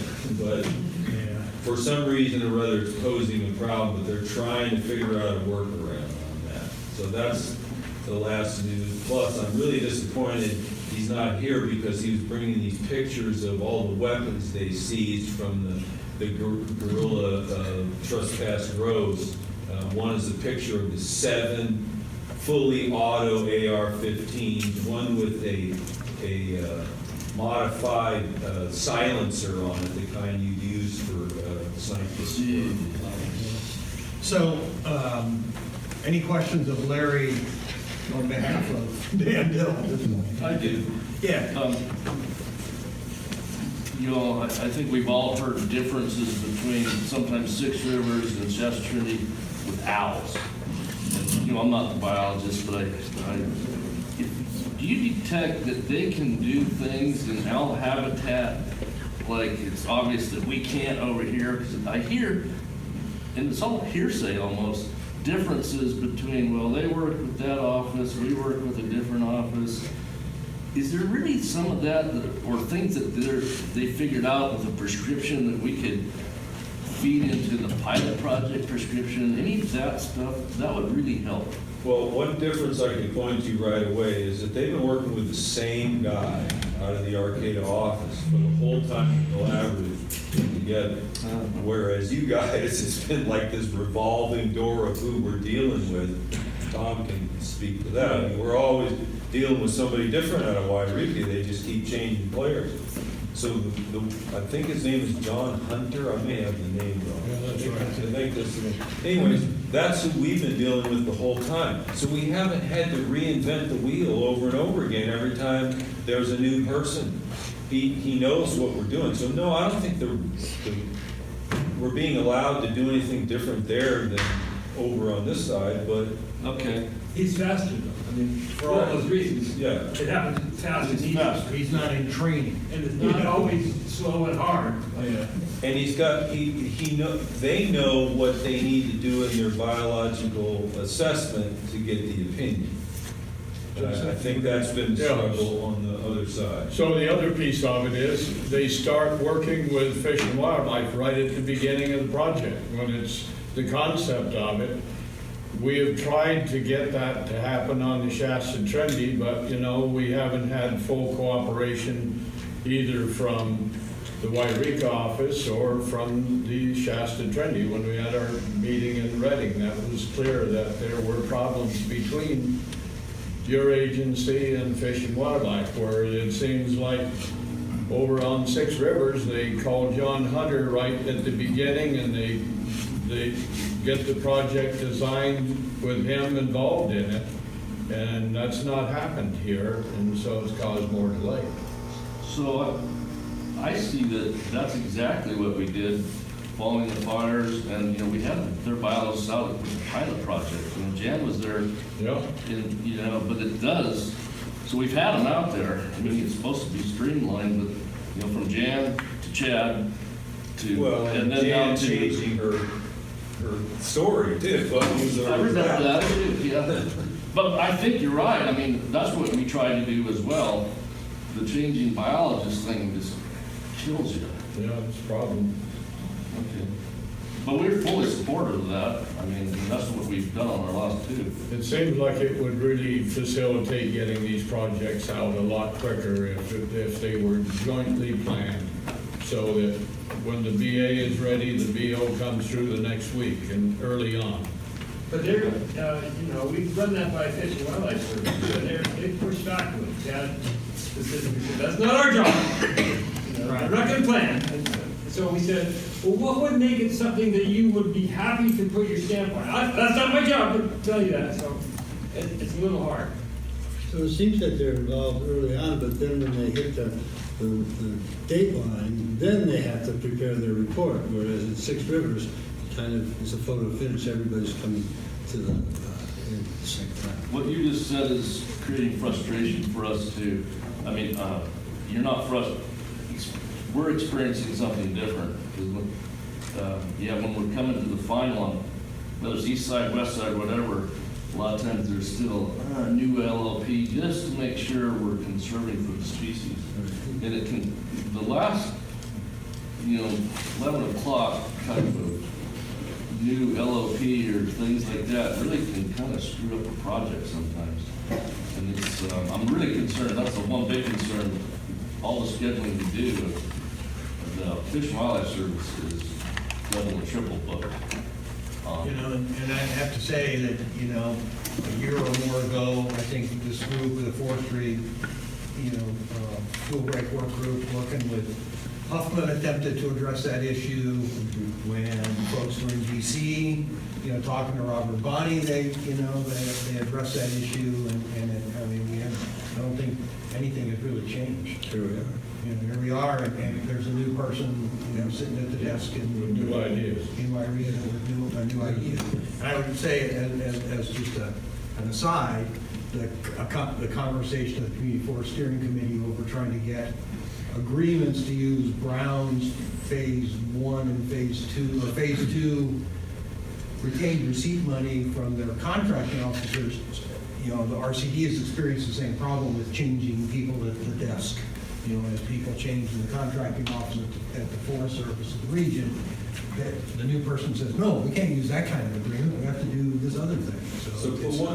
There was one hopeful sign in this, and that Chad did say he was open to a programmatic document for the expanded green shaded fuel break project. And Christine has expressed similar support for that, and if anything, probably more support of trying to do that. And, I guess my question is, can we do that now? Can we just get that as part of this? Or is that, is it worth it or not, is really the question I have. You're right on, so programmatic agreements, we're all in favor of. Because even what we did with them, and Chad was with us after the fire one on the EIS, an offshoot of that could be, use that same stuff, let's not do it again, into the programmatic agreement. Same when you pilot, what comes out of that, feed it into a programmatic agreement, so the next phase is under a programmatic agreement. And the same thing for the plantation projects, and, Dubakella, I don't know if Jeff was able to talk about the projects for the TRMU, but, the next watershed designated that we'll probably work on is Corral Creek watershed, so in the Corral Bottom, from a plantation standpoint specifically. Those are things that if we already have that agreement with Fish and Wildlife Service, we just have to make sure that we comply with that agreement, and everything else moves forward without us having to check that box again. I haven't had a chance to detail the TRMU. Sorry. I wasn't sure where we were on the agenda for that one, which comes later, but it is encouraging to hear the efforts to try to streamline and do things concurrently. We're looking at, we've got a few projects, one in particular that has reconsultation. It's been on the shelf for a little while, so we're going to try to do a pre-consult with Fish and Wildlife to get them thinking about it ahead of time, and then shorten the. There's an effort to streamline it for sure. Which project is that? That one. Brown's Phase 3. That's what I'm wondering. Yeah, I was going to wait till we got to the. Yeah, we'll get to that when we get to but- the actual report. Maybe coach on. Anything else for Larry on this? The other thing I want to add too is that as we do the first 48 project, they're going to take all the lessons they're learning from that and begin to start work on Robert Bruce, which is the next project in line. So then, back to Joint Chiefs. We kind of talked Joint Chiefs from Tom's side of things. We don't have NRCS here. And they even have fewer people these days than the Forest Service does. So you didn't know Heidi has resigned, so we don't have a district conservationist in NRCS here. We have an acting who is Jenna, who used to be in this office. She's here a couple of days a week. Carrie Nichols, who was the NRCS forester, resigned also, and they're trying to work out some sort of deal for her to do contract work a couple of days a week. And so they're kind of down to Carolyn work, I think is their staff here locally. So we don't have a report on joint chiefs from them, though she did give a report to the board of supervisors back in November. And then we didn't really get joint chiefs, we talked a little bit. Is there any more from Six River side, from the folks that were on October 20th tour? You talked about firewood stacking, and I think we kind of covered that in our attempt at doing collective memory, Kelly and I. A big piece of that is that they actually used funding that they got to buy some small equipment that helps them pull that material out of those, out of those projects, it's not merchantable, and get it delivered, down to the ranger station to be a kind of community firewood project. But any other from the people that were on that tour on the Chiefs project that they'd like to throw in? Joseph? It would really be handy for us. I think most of us have lost track of just where all the money has been spent. It would really be good at the next meeting if we could have a written report of, in this year, so much money was spent by each district. Here's what was accomplished. Here are the project names, the acres treated, whatever might have happened. We've been getting it sort of so piecemeal. Yeah. None of us are really sure where we're at with it. That doable on your end? Absolutely. Okay. NRCS is probably a crapshoot at this point. Yeah. We can ask, but we'll have to, I'll email Dan and maybe, kind of coordinate with Kelly to make sure it's all kind of done in one format. Okay. And Tom, it's true that some of that money was held back in DC? So we thought it was going to, that they were only going to give us 90% this year. When it came down to it, they gave us the 100% that was planned for this year. So that all worked out. But it's still subject to fire borrowing, right? I would say all funds are subject to fire transfer. And so at this point, given the time of year, well, yeah, right. Who knows? Typically this time of year, that's not a concern, but The 100% was for the whole Joint Keys Six River site too? correct. For this year's allocation. Right. For this year's allocation. Correct. Okay, so if nothing else on anybody, any gone on Joint Chiefs kind of discussion at this point. Anything else? No? So the CAL FIRE Greenhouse Gas Reduction Fund one, that's something that Dick Goliath's going to talk about, and I got an email from him that he had another meeting from 10 to 12 today, so we'll kind of catch up on that after lunch. So the last thing, and I kind of asked the Forest Service, and Bill, and I think Jennifer already talked about it, but just kind of an update on, kind of an overview of the fire season we had. So, acres, that sort of thing. And I think that was in you guys' report. But I'm not sure that everybody did everybody get that? No. So I can just read it out. There's a thing that says, really big letters, Trinity County Collaborative Group, December 2017. I think these may have shown up on the table after many of you got it. So for the South Fork Management Unit, we had 33 fires this last season. 27 of those were lightning. There were only 2 fires on the South Fork Management Unit that were over 10 acres. The Picket Fire, which was 18.3, and the Buck Fire, which ended up being about 13,451, something like that. Both of those were lightning started. any questions on those? And I'll let Jeff sort of speak to the TRMU specifically. Well, the question I have, so, post-fire, have you guys started to think about what, if anything, you're gonna do? So, yeah, definitely.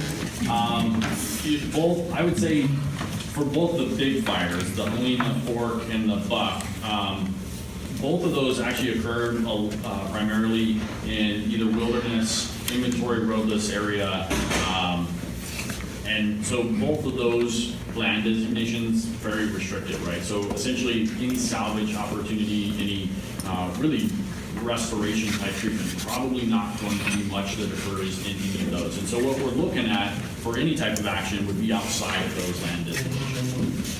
For the Buck fire specifically, that's sort of that southwest corner. There's definitely a plantation that was from probably the 90s. The fires that burned on that backside of Black Rock there, down towards the river. That was completely torched. And so we'll probably do some sort of restoration, reforestation action there. You know, the opportunity for salvage would be really small if we decide that that's something that we want to move towards. Looking at just where that occurs on Buck Fire, a lot of small material, and so whether it's worth it or not, I think that's a different conversation for Helena of, you know, what right looks like, or what's the conversation that we want to have. So from the Trinity River Management Unit? Sure. Yeah. Yeah, Helena and Fork primarily is what we're talking about here. We have seen some opportunities for salvage, 1,000 to 1,500, 1,000 acres or so possibly on the Helena. And I mean, talking about that now with the forester, and we're also, you know, we're trying to juggle that idea, you know, should we prioritize that with some of the other stuff that's tracking, you know, for our annual accomplishments, and where does that fit, and who do we have to, you know, prep it if there's something to do there. So we're having some initial discussions that way, but I'm getting ready to do a brief for the Board of Supervisors on Tuesday and on the bear work. We've got over, you know, 21,000 acres or so in those fires. About 38% of that burned moderate to high soil burn intensity. A lot of the areas that that burn that hot have high risk of debris flows, and those have been identified. And we actually have you know, forecasts built in where if we have, you know, an inch of rain or more in 15 minutes or less, that there will be alerts that go out on 299, a couple of key areas that related to the debris flows. The RCD has done a lot of work on the roads. Fantastic report completed in November. There's a little bit more that we're looking at for the coho habitat protection down in Connor Creek area. Most projects will go down there. A number of projects that are coming out of that. Trying to think what any questions. I mean, there's more I could say, but I'll have to, you know, the things swirling in my mind with everything that's been said here today with salvage would be, and we, you know, we're just having these conversations now. So, and I have, you know, so I look to my, you know, Collaborative's resident forester over there, Clarence. Yeah. And, you know, it'd be like, I think it's fine to, you know, if there's 1,000 acres or whatever it may be, but one of the first things you do is I'd want to see what the collaborative support is to say, hey, this does make sense to go get this, but then as right there, shoulder to shoulder, be industry with the salvage stuff, because it has to, as we all know, have to happen so quick. It has, you know, we did the one in Weaverville really fast with that little CE. So all those little nuances, we know that it would have to be something just right. Otherwise, you know, if it becomes a distraction of resources, we'd be looking at each other after having the very conversations we've had today already of where's your archaeologists come from, your forester come from, and your NEPA writers. So obviously, so we're just at that place. And to be honest with the collaborative, you know, we don't want to go out without you on something that would be a salvage sale. So it's more discussion to come on that, folks. And Yeah, Clarence. So something to bear in mind, which folks here may not be very aware of, but we're starting to have log prices that are the best they've been in a long time. And one of the reasons why we don't have very many private foresters anymore is because in 2008 and 2009, those guys were starving to death and went to work in other industries. And once you see log prices come back, private landowners are going to want to do some timber harvest, and it's all tied together. And so the reason I bring it up is there's more option to salvage under the log market that we're going to have in the next 2 years that's already here than we have had for a long time. Okay. Well, I think we still need to keep in mind our experience here with time, the deterioration, the industry's willing to buy it, and to buy it at any kind of price that would even begin to cover all the NEPA costs. It's been a bad investment for you, whether it's the big one with your EIS or with Six Rivers and their CE. Nobody was happy with the outcome there. So it's just a bad investment for you. It detracts from the green projects that we want to see go forward. Once you've seen that it's such a bad investment, I don't think you ought to entertain the thought again. Do you think, I'm just going to add, I mean, so the Six Rivers project was out there, I mean, you know, not near anywhere. Do you think the proximity, I mean, so the little Oregon one they did, I mean, that, you know, a couple of miles kind of out of haul, this would be longer than that, but does that, I'm just asking the pros, I mean, does that make it, is that a significant difference? If you have Doug fir in good quality, you can haul it a long ways on the log market we have now. And do we know, I mean, do you know, Jeff, what species were, I mean, what the mix is on this, do you know? I did not get the mix. I would expect some pine in there. Yeah, okay. Arnold. A big part of the problem, I would say the majority of the problem that happened on the Six Rivers wasn't was bureaucratic. It was just a big hassle for them to jump through the hoops they needed to jump through in time to not lose the timber. They did try and put it out once and got no bids. Right. That was an additional delay, but it wasn't. I don't think the problem was purchase or interest so much as it's just really hard with all the regs and laws to get it done in time, to make it work.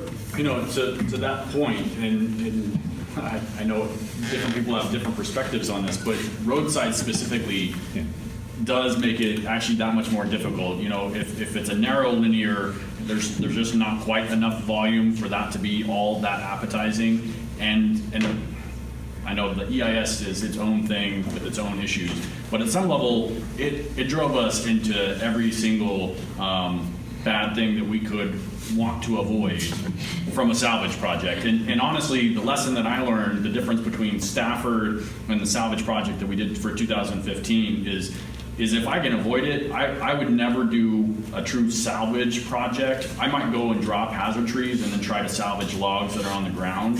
I would approach it in a completely different way if we ever try to do linear again. But to go out into a landscape and say, I can buffer off of viable habitat for northern spotted owl and by 500 feet, and so I'm not impacting how they use post-fire foraging as much. If I can avoid riparian reserves, if I can, you know, do all these things to grab a 250-acre chunk of nice timber that we could do reforestation on that burned at high intensity, that makes a lot more sense to me to try to, you know, put a green tree project on pause, hopefully just for a CE, rather than going down a big path of an EIS, and especially down a linear path, because you know, it was really painful in lots of ways. I mean, I learned a lot of things that are actually going to help our green tree project, because we did learn those things, not just with Fish and Wildlife Service, but other regulatory agencies. But from a salvage standpoint, if I can avoid that for the rest of my career, I definitely will. Yeah, okay. Anything else? John? Well, I'm just curious if there's any comments on that, what he just said about the revised approach to post-fire salvage is to go in and identify those areas where you have a timber stand that was killed, to go in there and focus on that versus we bit off more than we could chew. We tried to do too much with the roadside thing, and it just backfired on us. But to focus on those, would the collaborative support that approach? Anybody? I mean, he laid out a new strategy for post-fire now for us. It, to me, makes sense. So, in all the meetings, 2015 salvage that we helped security get going, we try to help Chestatee with, and, you know, I can see some pretty universal from industry, from agency, from everybody, nobody wants to deal with salvage again, other than roadside help. That's what I'm hearing from every. But it's situation specific. If Tom stumbles upon the dream pocket of timber, there's no riparian, no owls, there's no nothing, and giant, nice Douglas fir that's barely scorched. Let's talk. Clarence.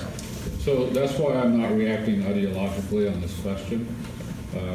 We need to look around and poke at it and see. And it's very intuitive, whether you're looking for experienced industry people, it's very intuitive whether you're looking at something that has a chance to be a good project or not without much looking around. What Tom said about fallen hazard trees and then going around and picking them up, that's music to my ears. When I see 5-foot sugar pines laying along the road, it's heartrending. So, my thoughts. Okay. So a question I would have related to, you know, the Helena Fire and the Forest Service is there any, I mean, we've got BLM, you know, Jennifer saying they're working on something, you know, a potential salvage project. Is there any, you know, anything that kind of comes together a little bit better if what the Forest Service has is like, you know, just across the border from, you know, the boundary line from BLM's gig? You know, is there economy of scales or anything like that? Should that at least be looked at? I mean, I don't know. I mean, Totally different parts of the fire, but. I mean, I guess what I was, kind of the thoughts that were running through my mind is, you guys have a forester, don't have an archaeologist, I have an archaeologist with a forester, so maybe there's an opportunity there, but we typically don't, I mean, we could coordinate, but we wouldn't go hand in hand or need the analysis. Right, Because you don't get sucked into their vortex. Just recognize she might try to steal your forest, right? We've been there for that. Steal her archaeology. But, yeah, I mean, we for sure need to. I mean, I know, you know, we kind of had, I mean, I had like day 3 of the fire. Tom was at fire camp going like, hey, what are you gonna do on the BLM? So I'm assuming there's interest there, but I guess that would be a question for those of you connected to industry is, you know, if we start talking about, you know, salvage and you guys are saying this is not even worth it, I'd rather know now so that my staff doesn't spin their wheels trying to put something together. Right, and I certainly get a sense here, you know, that this group does not want to see the pilot project, you know, delayed even further in exchange for the possibility of a salvage. And we're now. We don't have that issue on the talking BLM about, side, you know, because we're not, yeah, we're not involved in the pilot project piece. Today, that's what it would be, right? Yeah. I mean, if we said, hey, there's the honey hole, even if it's 1,000 acres, we still have the same people issues we talked about all morning. So it would. So those are, but it could be, you know, I think more information, Jeff, with people and working with even industry folks, you know, that's a good thing to do. But it would be the same people, so. So kind of a more of a general question off the salvage, but with the benefit of hindsight now, do you think it was the right call made on the Fork Fire to let that thing go the way it went? Where the history of it, it was a single snag for a long time and a very small manageable fire for even longer, and then it turned out to be a major component of the Helena fire and, impacted us for, quite a while, closed a lot of the wilderness.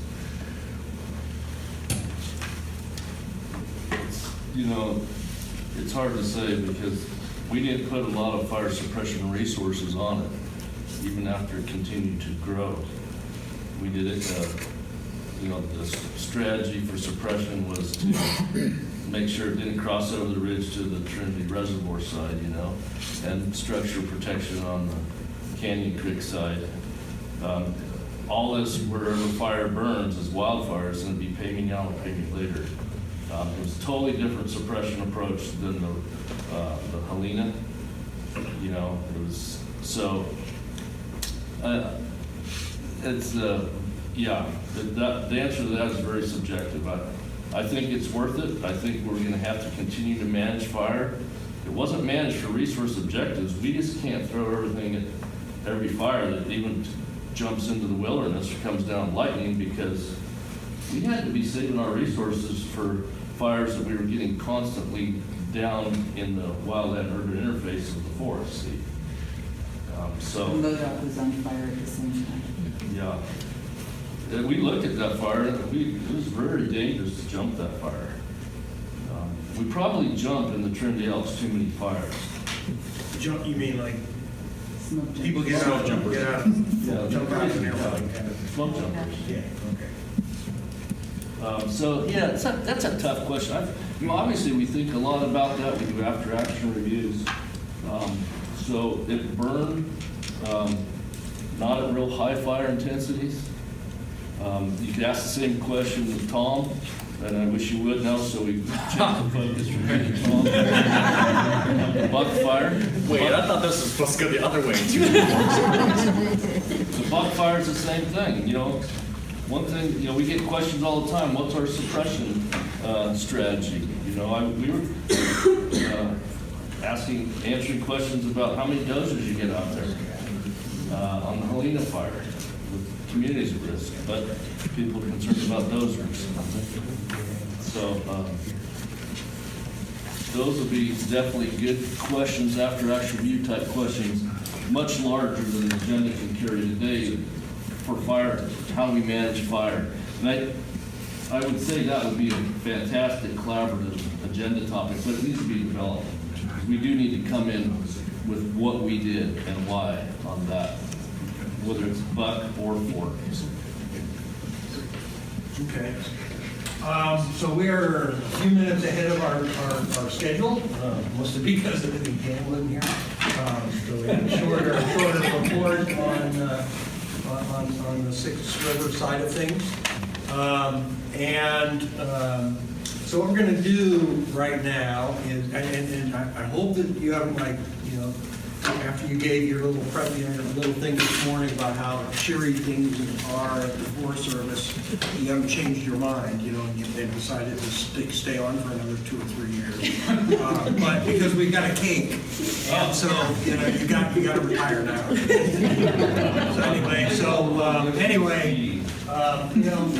I wasn't involved, intimately in the collaborative. I was intimately involved with somebody at the collaborative. But when Dave arrived here, so I don't even know exactly when that was and how long he's been the forest supervisor, but kind of thought it might be at least worthwhile to say, our thanks to Dave for everything he has done and all the water he's carried, up and down the chain to try to help us get things done, even though I know we don't like to see it get done faster. And so I know you're going to want donuts dessert first. But anyway, want to get the cake out here before everybody scatters for lunchtime. And I thought we maybe owe him a round of applause and somehow thank you.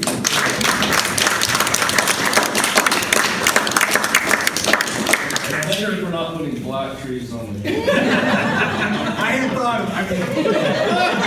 about it. I kind of just said, left it to Kelly to kind of. We appreciate this. I also thought something that looked like maybe like sawdust or something. I was thinking it was like a BLM cake. Anyway, so again, everybody, I know people, Was the slope intended of the landscape? it's nice flat ground. Oh. Where we're at, this kind of collaborative committee reports, and at the end of those, we'll pick up on Nick's report that was shown on the agenda as being in the morning, but I already knew he wasn't going to be doing that. We have Sally here for Leslie. So wherever you want to, you people have to turn around, or you can come over here. Right here. Now you're moving up in the world. Only the rest of the course, we don't have all doom and gloom, which is good. Just some doom and gloom. Yeah, but, we got notification that the minor grant has been awarded. We asked for $4.6 million. We don't know the exact amount that we've been awarded. That's coming, and we're going to be somewhere around that. And that's from voting in waterways, right? Correct. All right. So it was awarded by the state. We're still waiting on our bathymetric survey results. So those can then go into our engineering design contract. We're looking at contract options to get that design work done. And we started the depot once the agreement is executed in the fund of interest. It's a whole redo of the Minersville boat ramp, parking area, the walking campground. It's a $4 million driveway. Low water access. Improved low water access. How do you feel about it now? You don't have a boat, do you? Tell us how you really feel. He doesn't even have a friend with a boat anymore. We are moving forward with the Trinity Center boat ramp grant. We've received the permit from the water board. We're still waiting on the permit for the Army Corps of Engineers. That person has been out sick, and we need this permit before we proceed to contract. It's still moving forward. And the goal would be to build that this coming field season, right? That would be the goal. Yeah. We have to wait and see how things go with contracting. It's like the same story we've heard all morning. The Cedar Stock and Trinity Center Marina transfer has been completed. They are starting to work on their plan for the 2018 season. We don't have an official operations and maintenance plan, but the expectation is that Trinity Center would be open by Memorial weekend. And that's a transfer of ownership, right? So there's new owners. Yes. It's the parent company is a marine company out of Texas, Suntex. They have a local business or California business license, which is Trinity SMI. So we are waiting for their O&M plan and their facility plan for Trinity Center, which are both due this month. We are undergoing a Trinity side rec realignment. The big news Leslie wanted to reiterate is that the line officers will be the same for their respective areas regardless of the alignment. So the Trinity unit will still be under Leslie, TRMU will be under Joe, and South Fork rec will be under Tom. So that's not changing. We are removing 2 positions from the NRA. The special uses Trinity unit position is being taken off the work chart, as well as the 9 assistant rec officer out of Shasta Lake will be off the work chart. The good news for this group is that the Trinity unit will now be under the Trinity side rec officer, so we have some local, someone to advocate to, instead of Ron down in Shasta Lake. That's going to be me.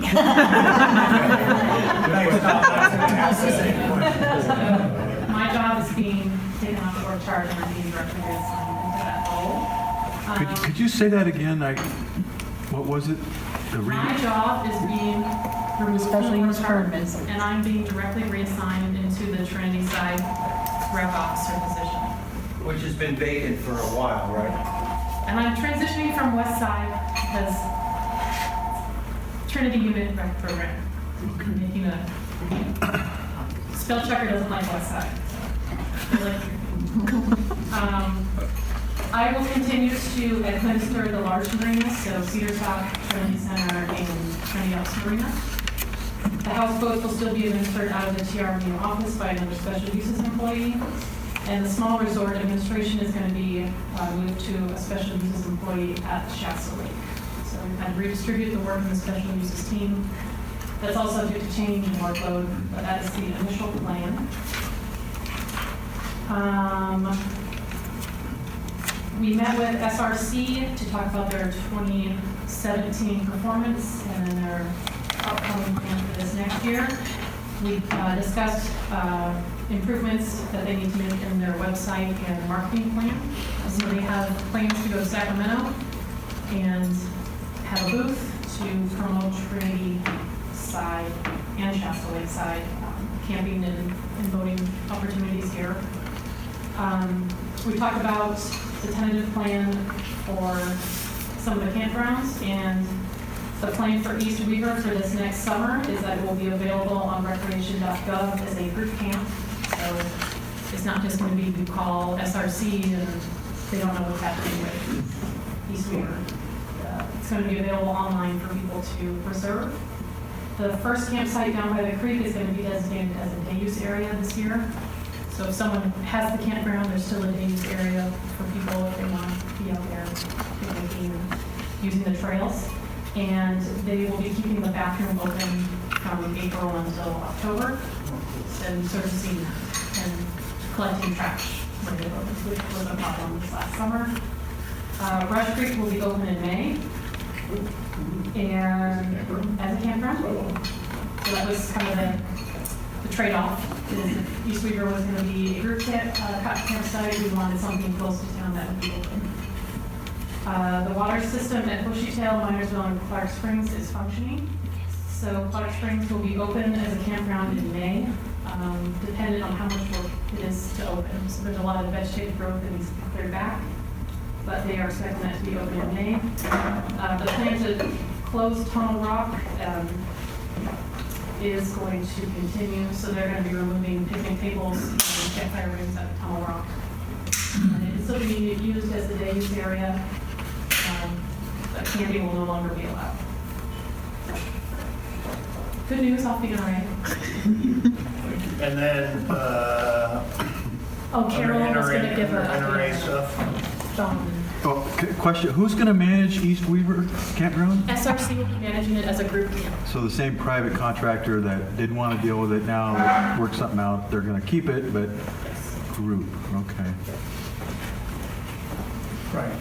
Okay. Any questions for Sally? Just Clarence. The last one she mentioned, changing from a campground to a picnic area, but taking the picnic tables out? No, those are different campgrounds. Thank you. So Tunnel Rock, which is over by Lewiston Lake, they're essentially decommissioning that as a campground and moving facilities, but the bathroom and restrooms that'll be open are the ones she was referring to at East Weaver. But I thought she said taking the picnic tables out of Tunnel Rock. Did I mishear? We are. Yeah, they are. Picnic But it's tables a day out. use. No, it's a No. campground. It was a campground. We're decommissioning the site. If people want to go in there and park for the day, and you can walk down to the lake. There's no gate. There's no way to It's gate it. informal. It's going to become totally informal. I got it. Dispersed kind of. John? How many facilities does your office directly manage? Forest Service manage? You know, like Pigeon Point, is that one of yours? Yes. So how many of those do you have? I would have to look at A guesstimate? there's at least 5 on the South Fork, 5 to 6 on the South Fork. There's probably 6 sites along. Downriver, there's Bridge Camp, and then all of the Trinity unit. But those are mostly managed by the NRA. We manage the day use facilities with our own temp staff. So out of your office, how many does your office manage? I would have to follow up. I can't give you an exact number. Maybe All right. 15. 15? More or less, okay. Just trying to get an approximate idea of how much the Forest Service directly takes care of versus how much you give to contractors. The majority of sites are on the Trinity unit, and they are managed by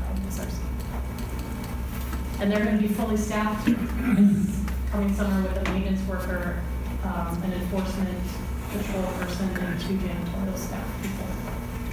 It's good. And then, Yes. so boat ramps will be still the NRA? The ones on the, or SRC does those, right? They administer the boat ramps, Okay. except for Trinity Center, which is rated by the Cedar Society. Gotcha. Kelly? So could you create an org chart that shows where everyone is with just like 3 words of what their responsibilities in each block? I think the proposed changes kind of gave a little snapshot of what each of those jobs we're going to be doing and managing. We are increasing the West Side Rec staff by 1. The assistant rec officer from the NRA, Phyllis Swanson, is going to be transitioning over with me. Okay. And she will have all the developed and dispersed recs for the 3 units. Okay, that's all documented on that sheet. Yeah, my apologies that the NRA minutes that went out were supposed to have had that org chart attached to it, and that didn't happen by mistake, so we can get that back. Okay, thanks. Okay, so, Bowerman. Phyllis completed the sign design, so I passed around the small version. This is the interpretive sign at Bowerman, so Trinity Lake Revitalization Alliance got a $5,000 grant from Shasta Regional Foundation, so that will pay for the 3x5 porcelain enamel sign. And we're pretty close to actually submitting the order phase, just working with the sign company to finalize the graphics and we're going to pay for it. And so then we'll have the 3x5 sign. We're still working with the Forest Service on the frame design. The standard National Park Service frame is just plain old metal. It doesn't really go with a old barn on the National Register of Historic Places, so we're trying to find something a little bit more consistent with the site. So anyway, that's moving along. Hopefully we'll have the frame design done by the time the grant expires, because we were working on this for a year. And otherwise, it's been a good fall for the barn. We had the historic Corps folks there doing all their stabilization stuff, and mules have been there, neighbors have been feeding them apples, and I think that's probably it. So I'll ask Kelly, so one of the pieces, the other Kelly, you guys are both standing. Kelly with a Y. So one of the pieces is, that there's the interpretive trail, and there was RAC money to help construct the trail, which is kind of coming along, but also money for a smartphone application, kind of an interpretive application. So kind of where So is that at? that RAC money, we because of the, we weren't, I guess, ready for prime time with the materials, we decided to ask for an extension on that RAC grant, which we received.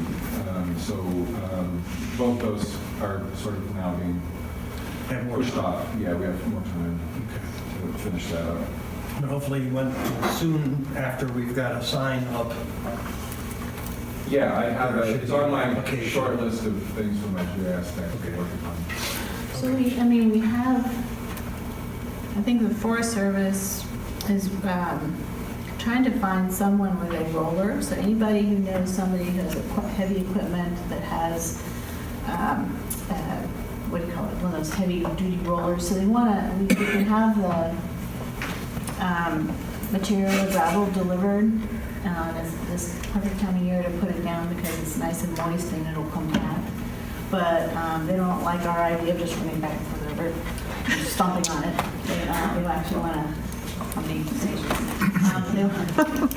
they want a roller.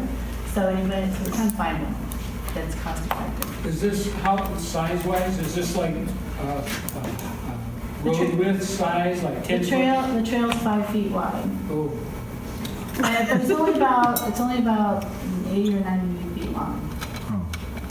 So So Kenny Garrett has a small asphalt road that was narrow. You can see if you want to contribute. Yeah, okay. And Trinity River Lumber has a, They have a pounder. yeah, Yeah, I talked to them about that. They said that you would be like vibrating for weeks afterwards. You can check with Paul Scribner. Check with Paul. Paul Scribner. Nick, you go ahead. Is it flat?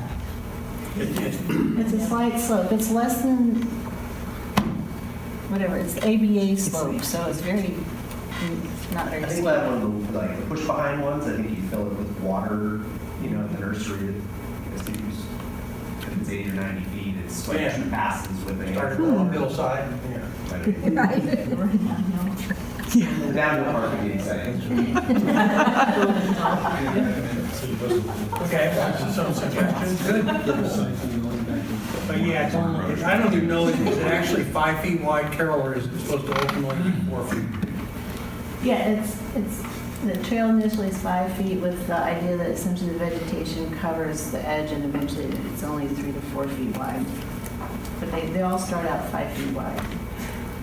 And you had a volunteer neighbor that actually bladed it, right, to get it ready? Yeah, Russ Robinson came, took out all the vegetation, so it's down to bare ground and everything. He spent half a day with his Kubota ripping up vegetation and grading, and it looks great, but it just needs the fill on it. Any other NRA stuff? No? Someday there'll be. Oh, so I have no updates to report. Okay. So Program of Work Committee met, and there are a couple, 3 people, so some of you are here, so does somebody want to kind of give a nickel tour of that meeting? There also are minutes from that if people want, but, or maybe Tom, you want to give an overview of what you, if it's new and different than what we talked about this morning? So I would definitely say that the handout that we developed is pretty consistent, and that's probably the best notes that we have for the timeline for the project moving forward. Wherever I put my notes. Up there. So we did talk about personnel. Those things are captured on these notes here. They're also captured in the notes from the Program of Work Committee.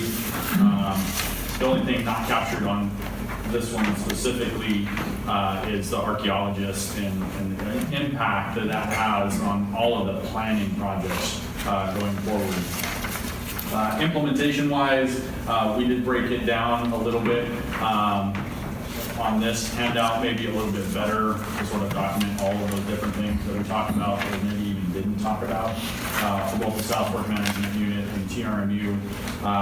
The big highlights, staff for this SFMU, Mud Springs, we're pile burning. There's lots of pile burning that we're still working on for Stafford and Mud Springs and the Sims Fire Restoration area.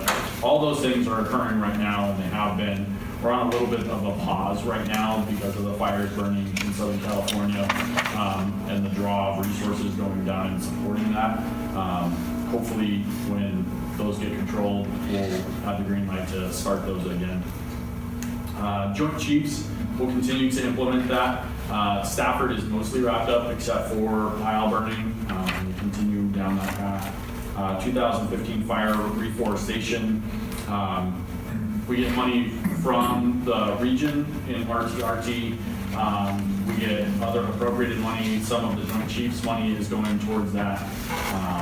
West Side Plantations.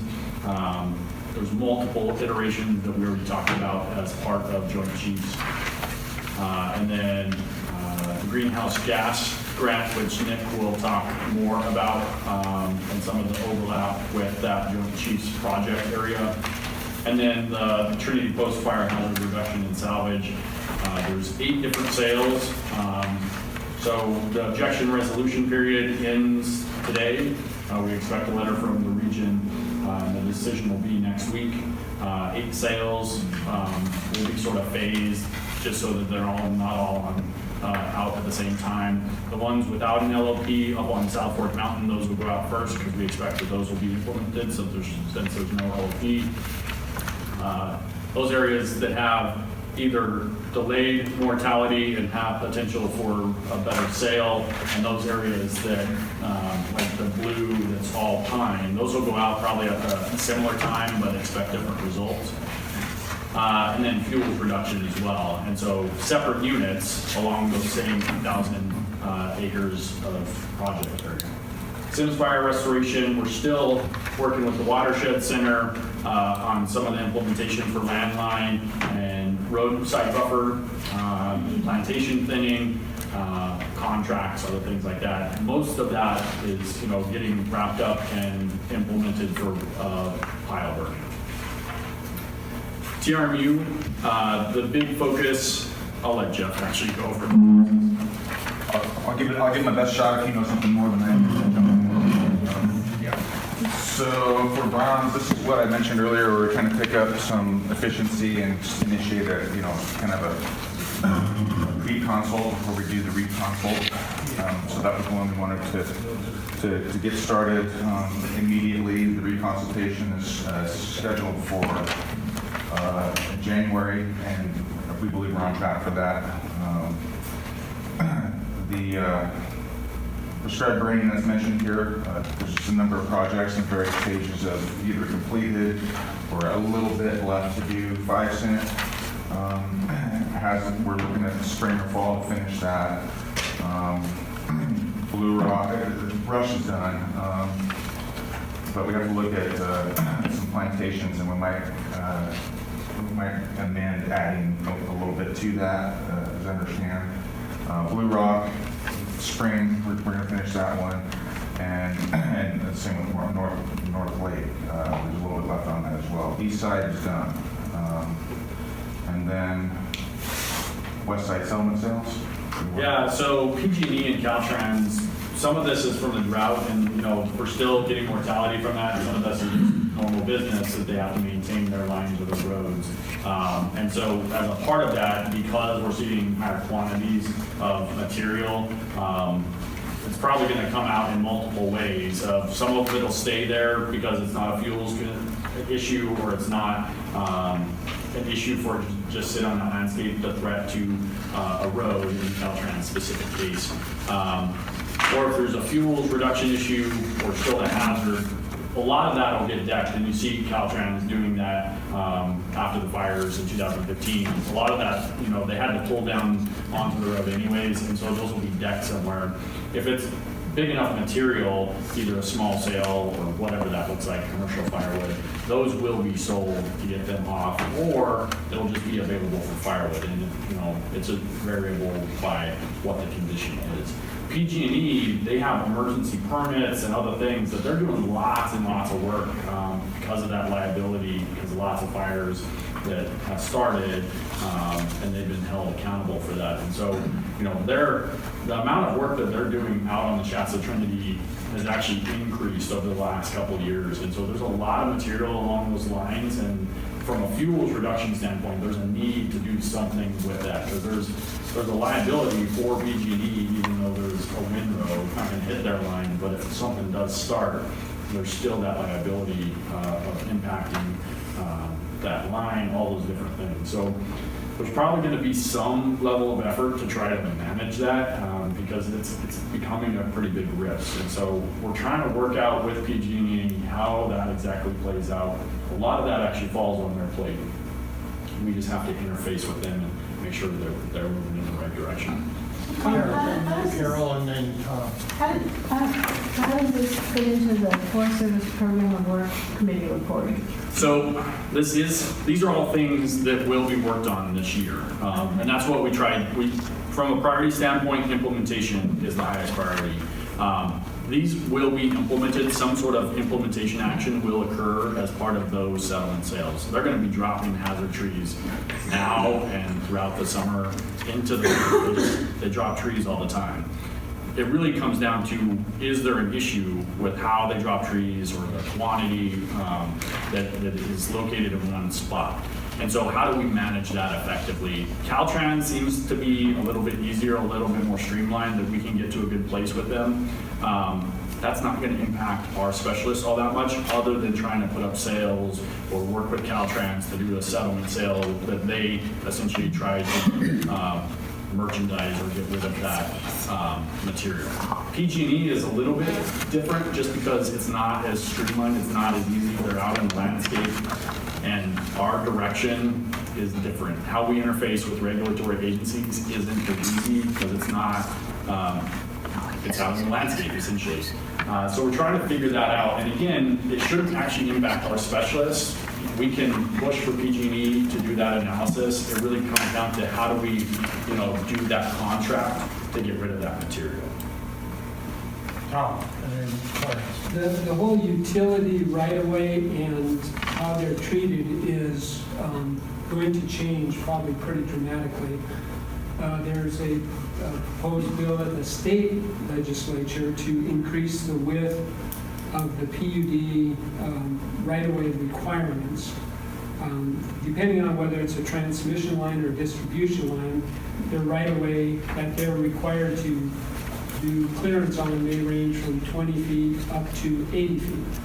In the proposed bill that they're talking about in California would push that double it. So it could push distribution lines out to 40, or whichever is the smaller transmission, to 40 feet, and then as far as 160 feet. And their whole impetus is going to be that if a tree lies within that boundary, if it's a distribution line and it's 40 feet, if a tree lies within that boundary and there is any determination of any potential hazard to the line, it has to be taken, or it has to be dealt with, either limbed up or taken down. So this could, in effect, in some places through both private property and the public lands, could in effect double the width of the clearance. Does the legislation say who's going to do the NEPA on federal lands?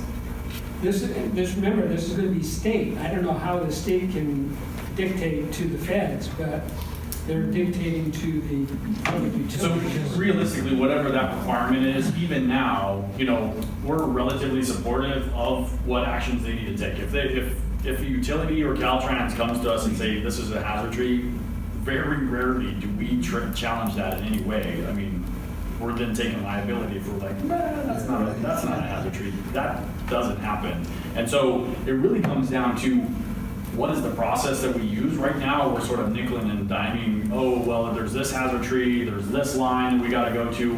What we were down a path, we were trying to get this reauthorized for their entire line under a new permit or easement, however you want to think of it. It's a little bit different than private. Easement means a little bit something different. But that it's all authorized. All these actions that they do, that they normally do, using the road, trimming the tree, is actually covered in that analysis. And we were working on that for the Humboldt Trinity Maple Creek line on the Shasta Trinity with PG&E. And the region liked it so much that they sucked that up into their process, and it's become stalled. So that's not actually getting worked on. They developed this big process that they were trying to get them all done at one time, and we haven't actually heard where they're at with that. But essentially, that would get us to that spot that it gets more like Caltrans, that it's already authorized. These are things that all you got to do is tell us how you're going to do it, meet the criteria that was already agreed to, and go and do good things. That's what we're trying to get to. But if Paul Hooser was here, I would think he would disagree, because the PUD has been trying to figure out how to widen their right-of-way for a while, and that didn't happen. So it really comes down to that utility approaching us and saying, okay, this is our requirement. This requirement by the state probably makes it a little bit easier to say, this is what we're required to clear. So what is the right width for that permit or easement? Clarence, and then Jennifer. I forgot why I raised my hand, but I'll respond anyway. Because the topic I saw you is, nodding off. the topic is closer. So there's another move by an association of public utilities in the Northwest to specifically targeted on power line right-of-ways with the ultimate goal of having them become linear fire breaks. Yeah. And so this topic is active by several organizations all looking, and it's got great focus because of the North Bay and probably because of Southern California. Yeah, for sure. We can expect more change than just what Tom mentioned, I believe. And at some level, you know, the opportunity for that association, that group to say, this is the norm for all of us together, and to try to get that in through a process, might be easier to say, hey, we're all the same, treat us the same, this is the same distance that we're all looking for, these are the operations and maintenance that we want covered as part of this authorization, to make it streamlined. So you do an analysis once, and then it's just coordination. You met the criteria, we're all good to go. And that's utilities from 9 states, also 2 Canadian provinces, but the 9 states qualify for what you're just talking about, critical mass to have the political power to maybe make this happen. Definitely. Jennifer. So that's the part of the issue. So we talked earlier about the programmatic veg EA we're trying to do is partly to address just that issue, because most of our power line rights of ways, the power companies only want to pay for their actual footprint. So they might have an 80-foot wide footprint, and that's all they want to pay for. So that's all, when we authorize the right of way, it's all we clear. And now they're coming back and saying, but this tree is 150 feet, and it's going to fall into our power line, but it's not in their paid for right of way. So the way we attempted to have solved it, but nobody wants to go down that path, is say, well, then tell us how wide of a right of way you want. We'll do the clearance. You can have, that width, and then when you want to do something with the tree, you don't have to come back and talk to us. But they don't want to pay for the width. They actually, For that pay wider. for that. Right. They want to pay for the narrowest footprint possible. So. And then they want you to take care of the other problem trees that are outside. No, they will take care of it, but we don't have the NEPA compliance to just say carte blanche, go do that, because we haven't been out there to look at it. So, we're trying to get kind of ahead of that, because we realize how long it takes to renew power line rights of ways. That we Pay me now or pay me later. I mean, right, we later. can get the clearance to do that, so we don't have to go through this, painstaking process every time. I mean, we're turning them around in 30 days or less if you want to do something for power line that's outside of it, but it becomes a staff issue. John. I was just going to add, on a timber harvest plan I wrote that had distribution lines as well as transmission lines passing through it, I had great cooperation from our PUD to drop lines so that we could fall trees on the landowner's property, that serviced his house. But when it came to dropping the lines on the transmission line, that was a non-starter. So those hazard trees remain. I couldn't get them out. That's our problem. Okay, just in response, we're doing a timber harvest plan over at Wildwood right now, and we have over a mile of clearance along both distribution and transmission lines. And with PG&E and, it's just PG&E, both gas and overhead lines there. And I've had 7 meetings so far with PG&E to try and get the right people out there to get decisions made. Really a difficult process to deal with. But it seems to me that this is an area that this collaborative could make a recommendation to the Board of Supervisors that, we are in agreement that we would want Trinity County utilities to have any crossings of public lands have the NEPA done in a width wide enough to accommodate whatever future requirements might be needed. Seems like it's something that we would want to take on. I mean, it's a heck of a good idea, I think. Tom, on the state bill, does those widths, is that for complete clearing or just following the hazard trees. They're saying that within what they designate as the hazard reduction zone, that those trees that pose a hazard to the lines need to be treated. It doesn't say that they have to be, but they may have to be limbed or whatever, but they have to be treated. Right now, it's a pretty small area. It's like, right now, I think at a distribution line, it's only 20 feet away from the line. So, What do you think total? 10 on each side. 10 on each side. Depends on the kilowatt. Yeah. Clarence? So Paul left, but I'm willing to volunteer Paul to make a presentation about power line hazard issues, particularly, you know, our interest, I'm speaking for PUD now, our interest is in almost exclusively distribution lines, and we'd be happy to make a presentation about the issues that we have. Okay. Is that, you know, usually we take a vote, do we want something on the agenda? Is that by consensus something for the February meeting? Sure. Okay. Opposed? No. Go ahead, Kelly. I was questioning, do you know the bill number, or if it's Senate or Assembly? It hasn't been introduced yet. Okay. It's just in Development. there's a lot of interest being generated.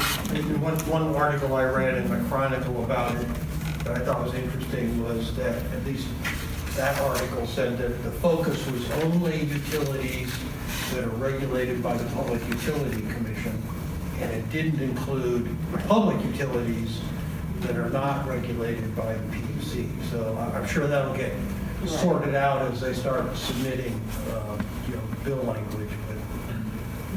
Clarence, I wonder if you could ask Paul to, as part of that presentation, to make a recommendation from PUD's perspective of what the optimum clearance. Happy to do that. I'm sure you guys have been talking about that a lot. Happy to do that. So that would be part of the data to go in the letter?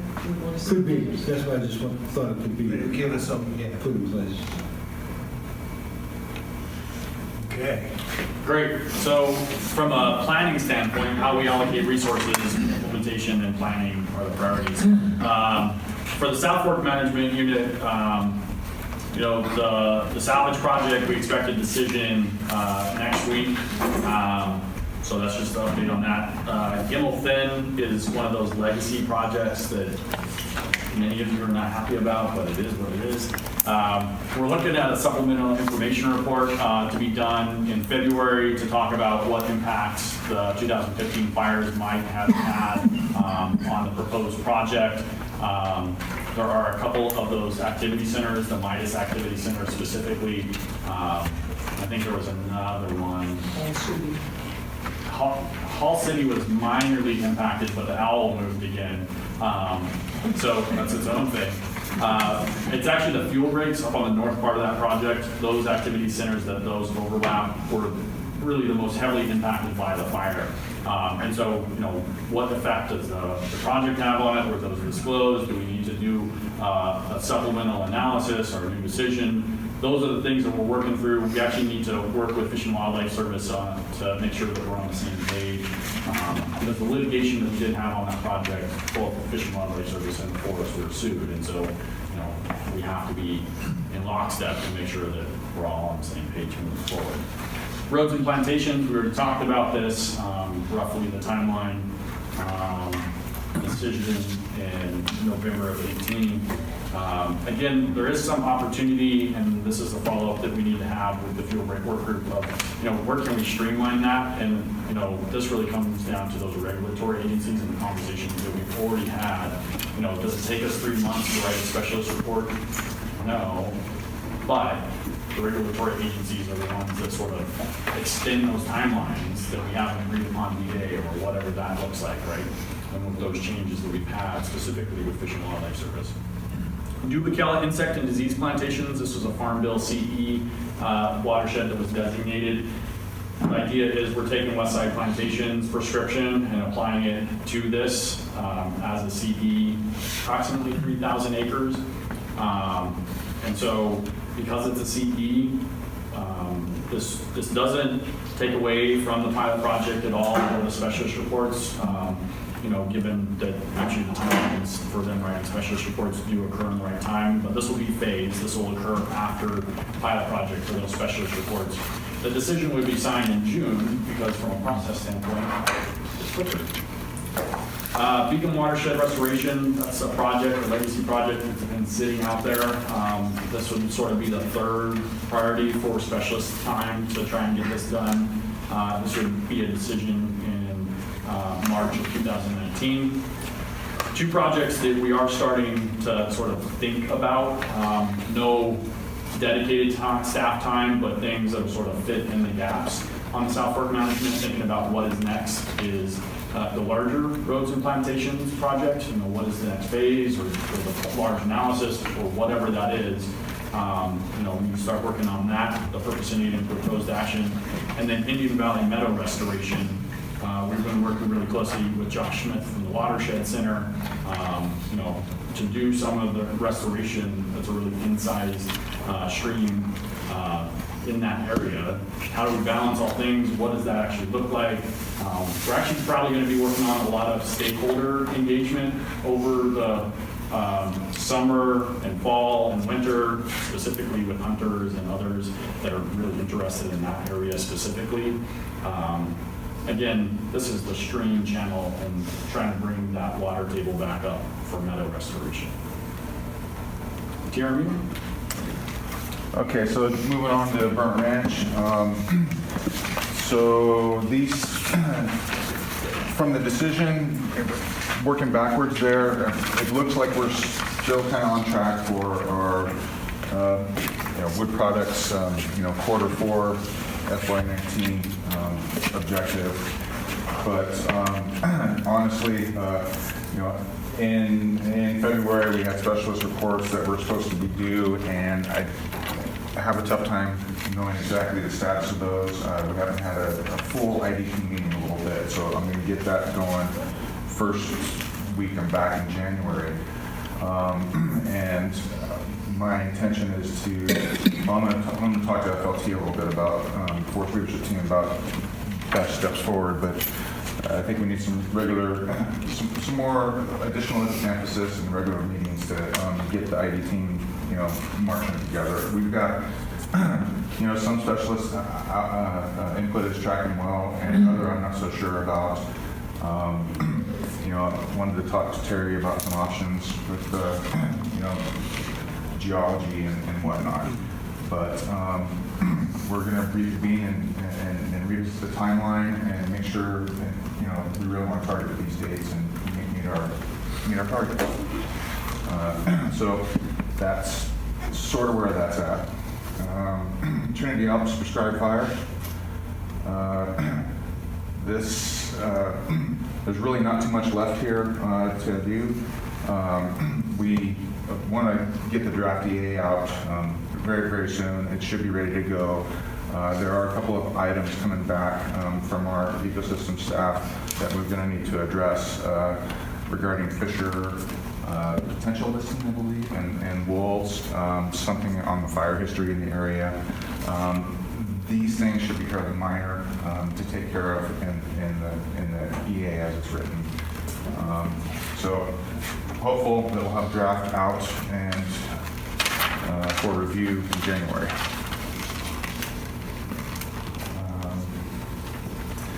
And yeah, this is one of those where we're looking for opportunities to do things concurrently.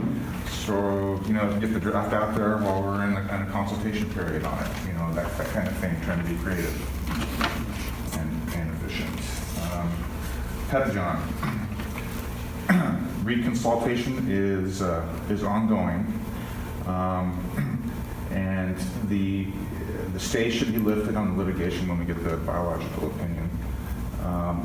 And we haven't heard from Fish and Wildlife Service when we're going to get that back on that reconsult. So working with Fish and Wildlife ahead of time to smooth out the service is something we need to put some energy into, pre-consultation and such. Contract status and timeline. I've got to get with our timber folks on that. Yeah, we're expecting that we're going to have to do a market adjustment probably on that one, as well as Front Ranch.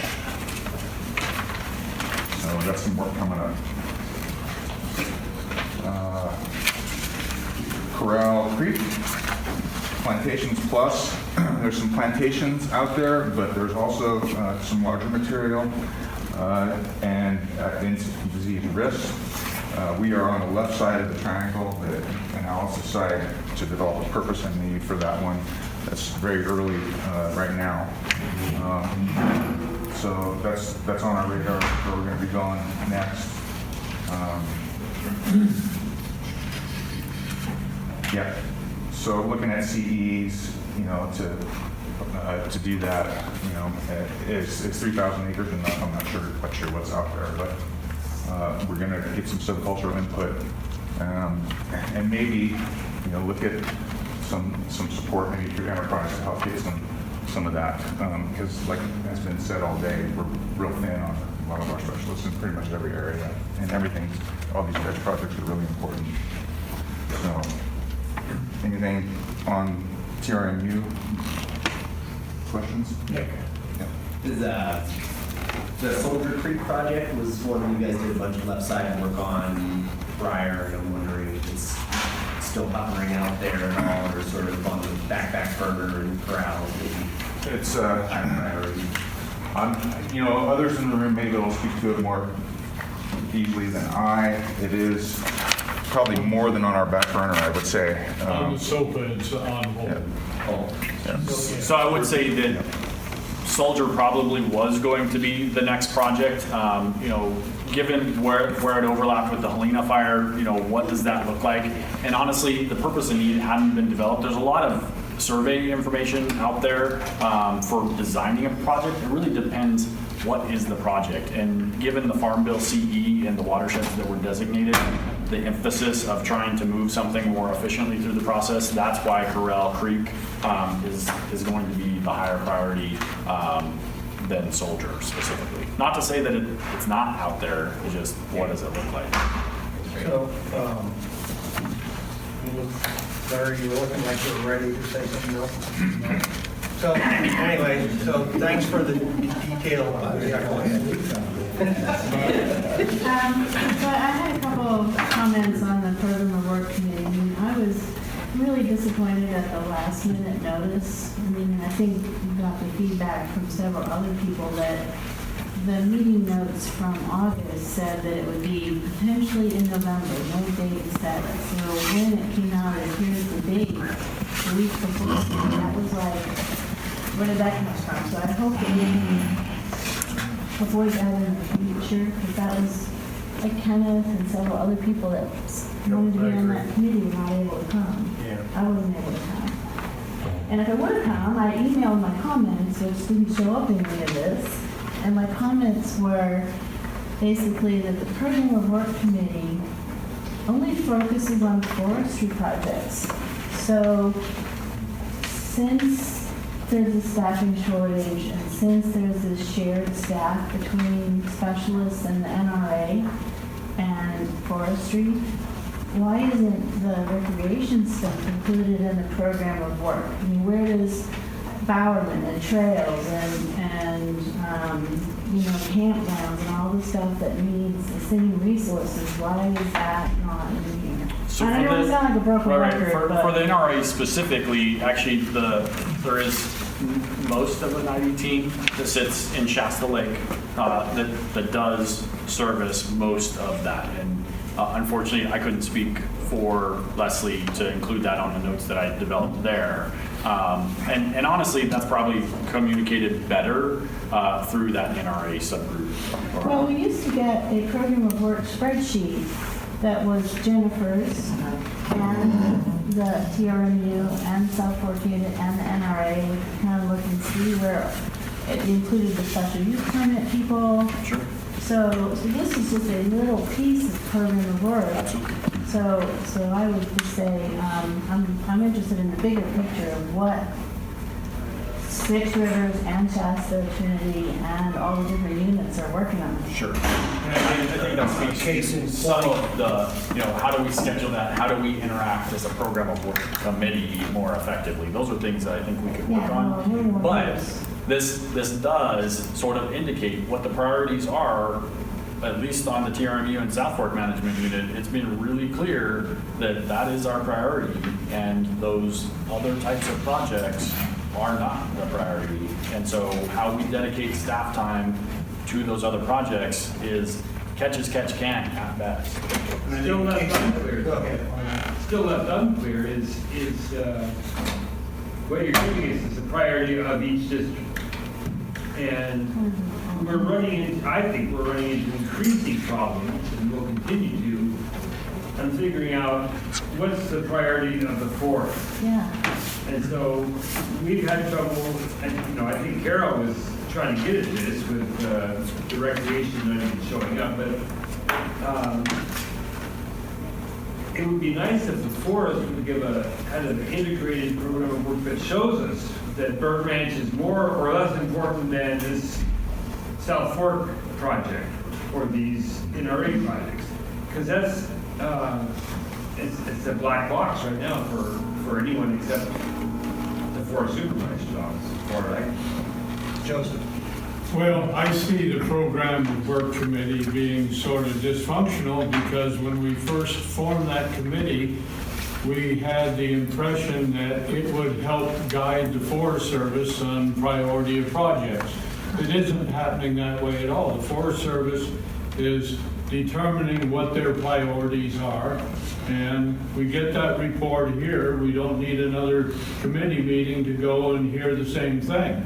So we haven't, I don't think we've had any effect on guiding them to what the high priorities are. And I was going to say, so just after all that very detailed kind of program descriptions that you guys gave, the takeaway I had, and it's the only time I'd ever been to a program of work committee meeting, was this one on November 8th, was just that. And I think Tom was fairly clear in saying, things are changing. I mean, it's changing even as we speak, and the collaborative is going to need to recognize that our role as the shapers of the program of work is even becoming smaller.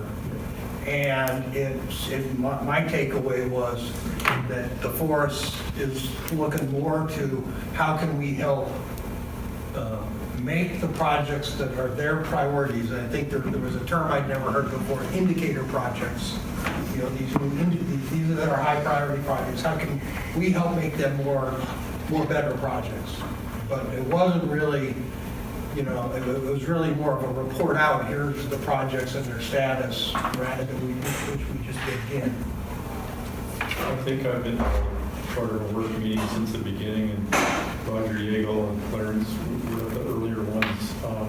And I recall that we talked about all the proposed projects, ones that we'd like to see that weren't on the list, and we actually did a ranking. Do you remember a ranking? I don't remember a ranking. Do you remember a ranking? I do. But Bob, something I do remember is that when we started the collaborative, we said this is going to be a merger between existing Forest Service legacy projects that have been in the pipeline for some of them a long time, and a merger with a collaborative, and down the road a few years, it's going to be, the collaborative will be way more influential on the priorities once the legacy projects are dealt with, and however that happens. And we're still in that period of some of those names on that list are legacy projects that have been in the works for a long time. Yeah, so I didn't quite get to finish, so that's, I'm sorry. No, that's all accurate. And the vision was that after we got through the existing legacy projects, that we would be steering more the West Side program of work. And it's the opposite of that. We went to them and were told what their priorities were and told why they were.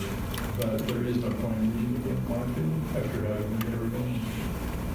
And just for folks, at least from the note taker's perspective, what I had written down as the indicator projects, which I think you guys talked about, but these high priority projects for the Trinity River Management Unit, Sharp Ranch, Trinity Office Prescribed Fire, and Pettijohn.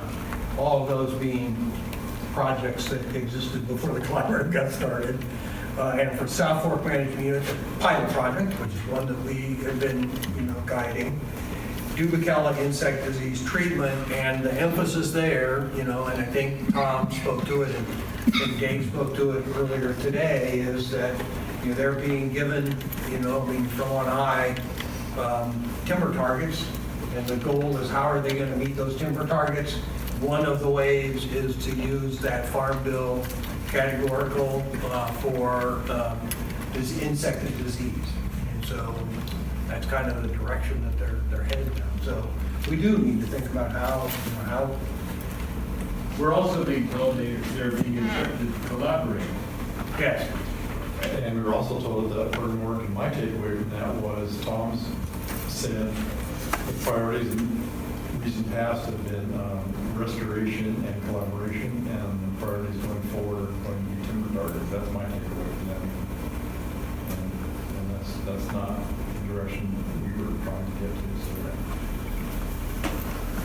It seems like restoration and timber targets go hand in hand, and that a lot of other projects that would be on that program of work would benefit by us having some successes with these indicator projects, get them off our plate, and go after the other work, and also put money back onto the landscape from the indicator projects. I'm just a new kid on the block, so. Terry. So they're not mutually exclusive. So we have been told that we are going to increase our timber target, and we are not going to get any more money. And so we looked hard at this CE, insect and disease, up to 3,000 acres. We're looking at those across the landscape. We've asked timber industry to help us, go out on the landscape, help us figure out where the best places, accessible, whatever that is, looks like.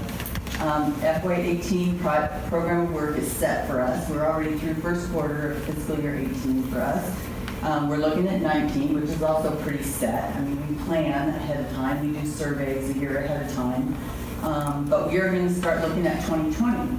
And so that program of work up 2020, we're looking at everything, including Good Neighbor Authority, what is the state doing. We've got a bunch of new land cleared for insect and disease, so we have more acres we can look at to treat. So we need the collaborative's help on those kinds of things. What kinds of things can we bring forward? Where can we gain efficiencies? An example was the salvage with BLM. Can we share some specialists across some boundaries? SPI has offered. If there's some projects next to SPI land where they've got specialists and they can help, that's kind of what we're looking at. So who has the skills? How can we get this done?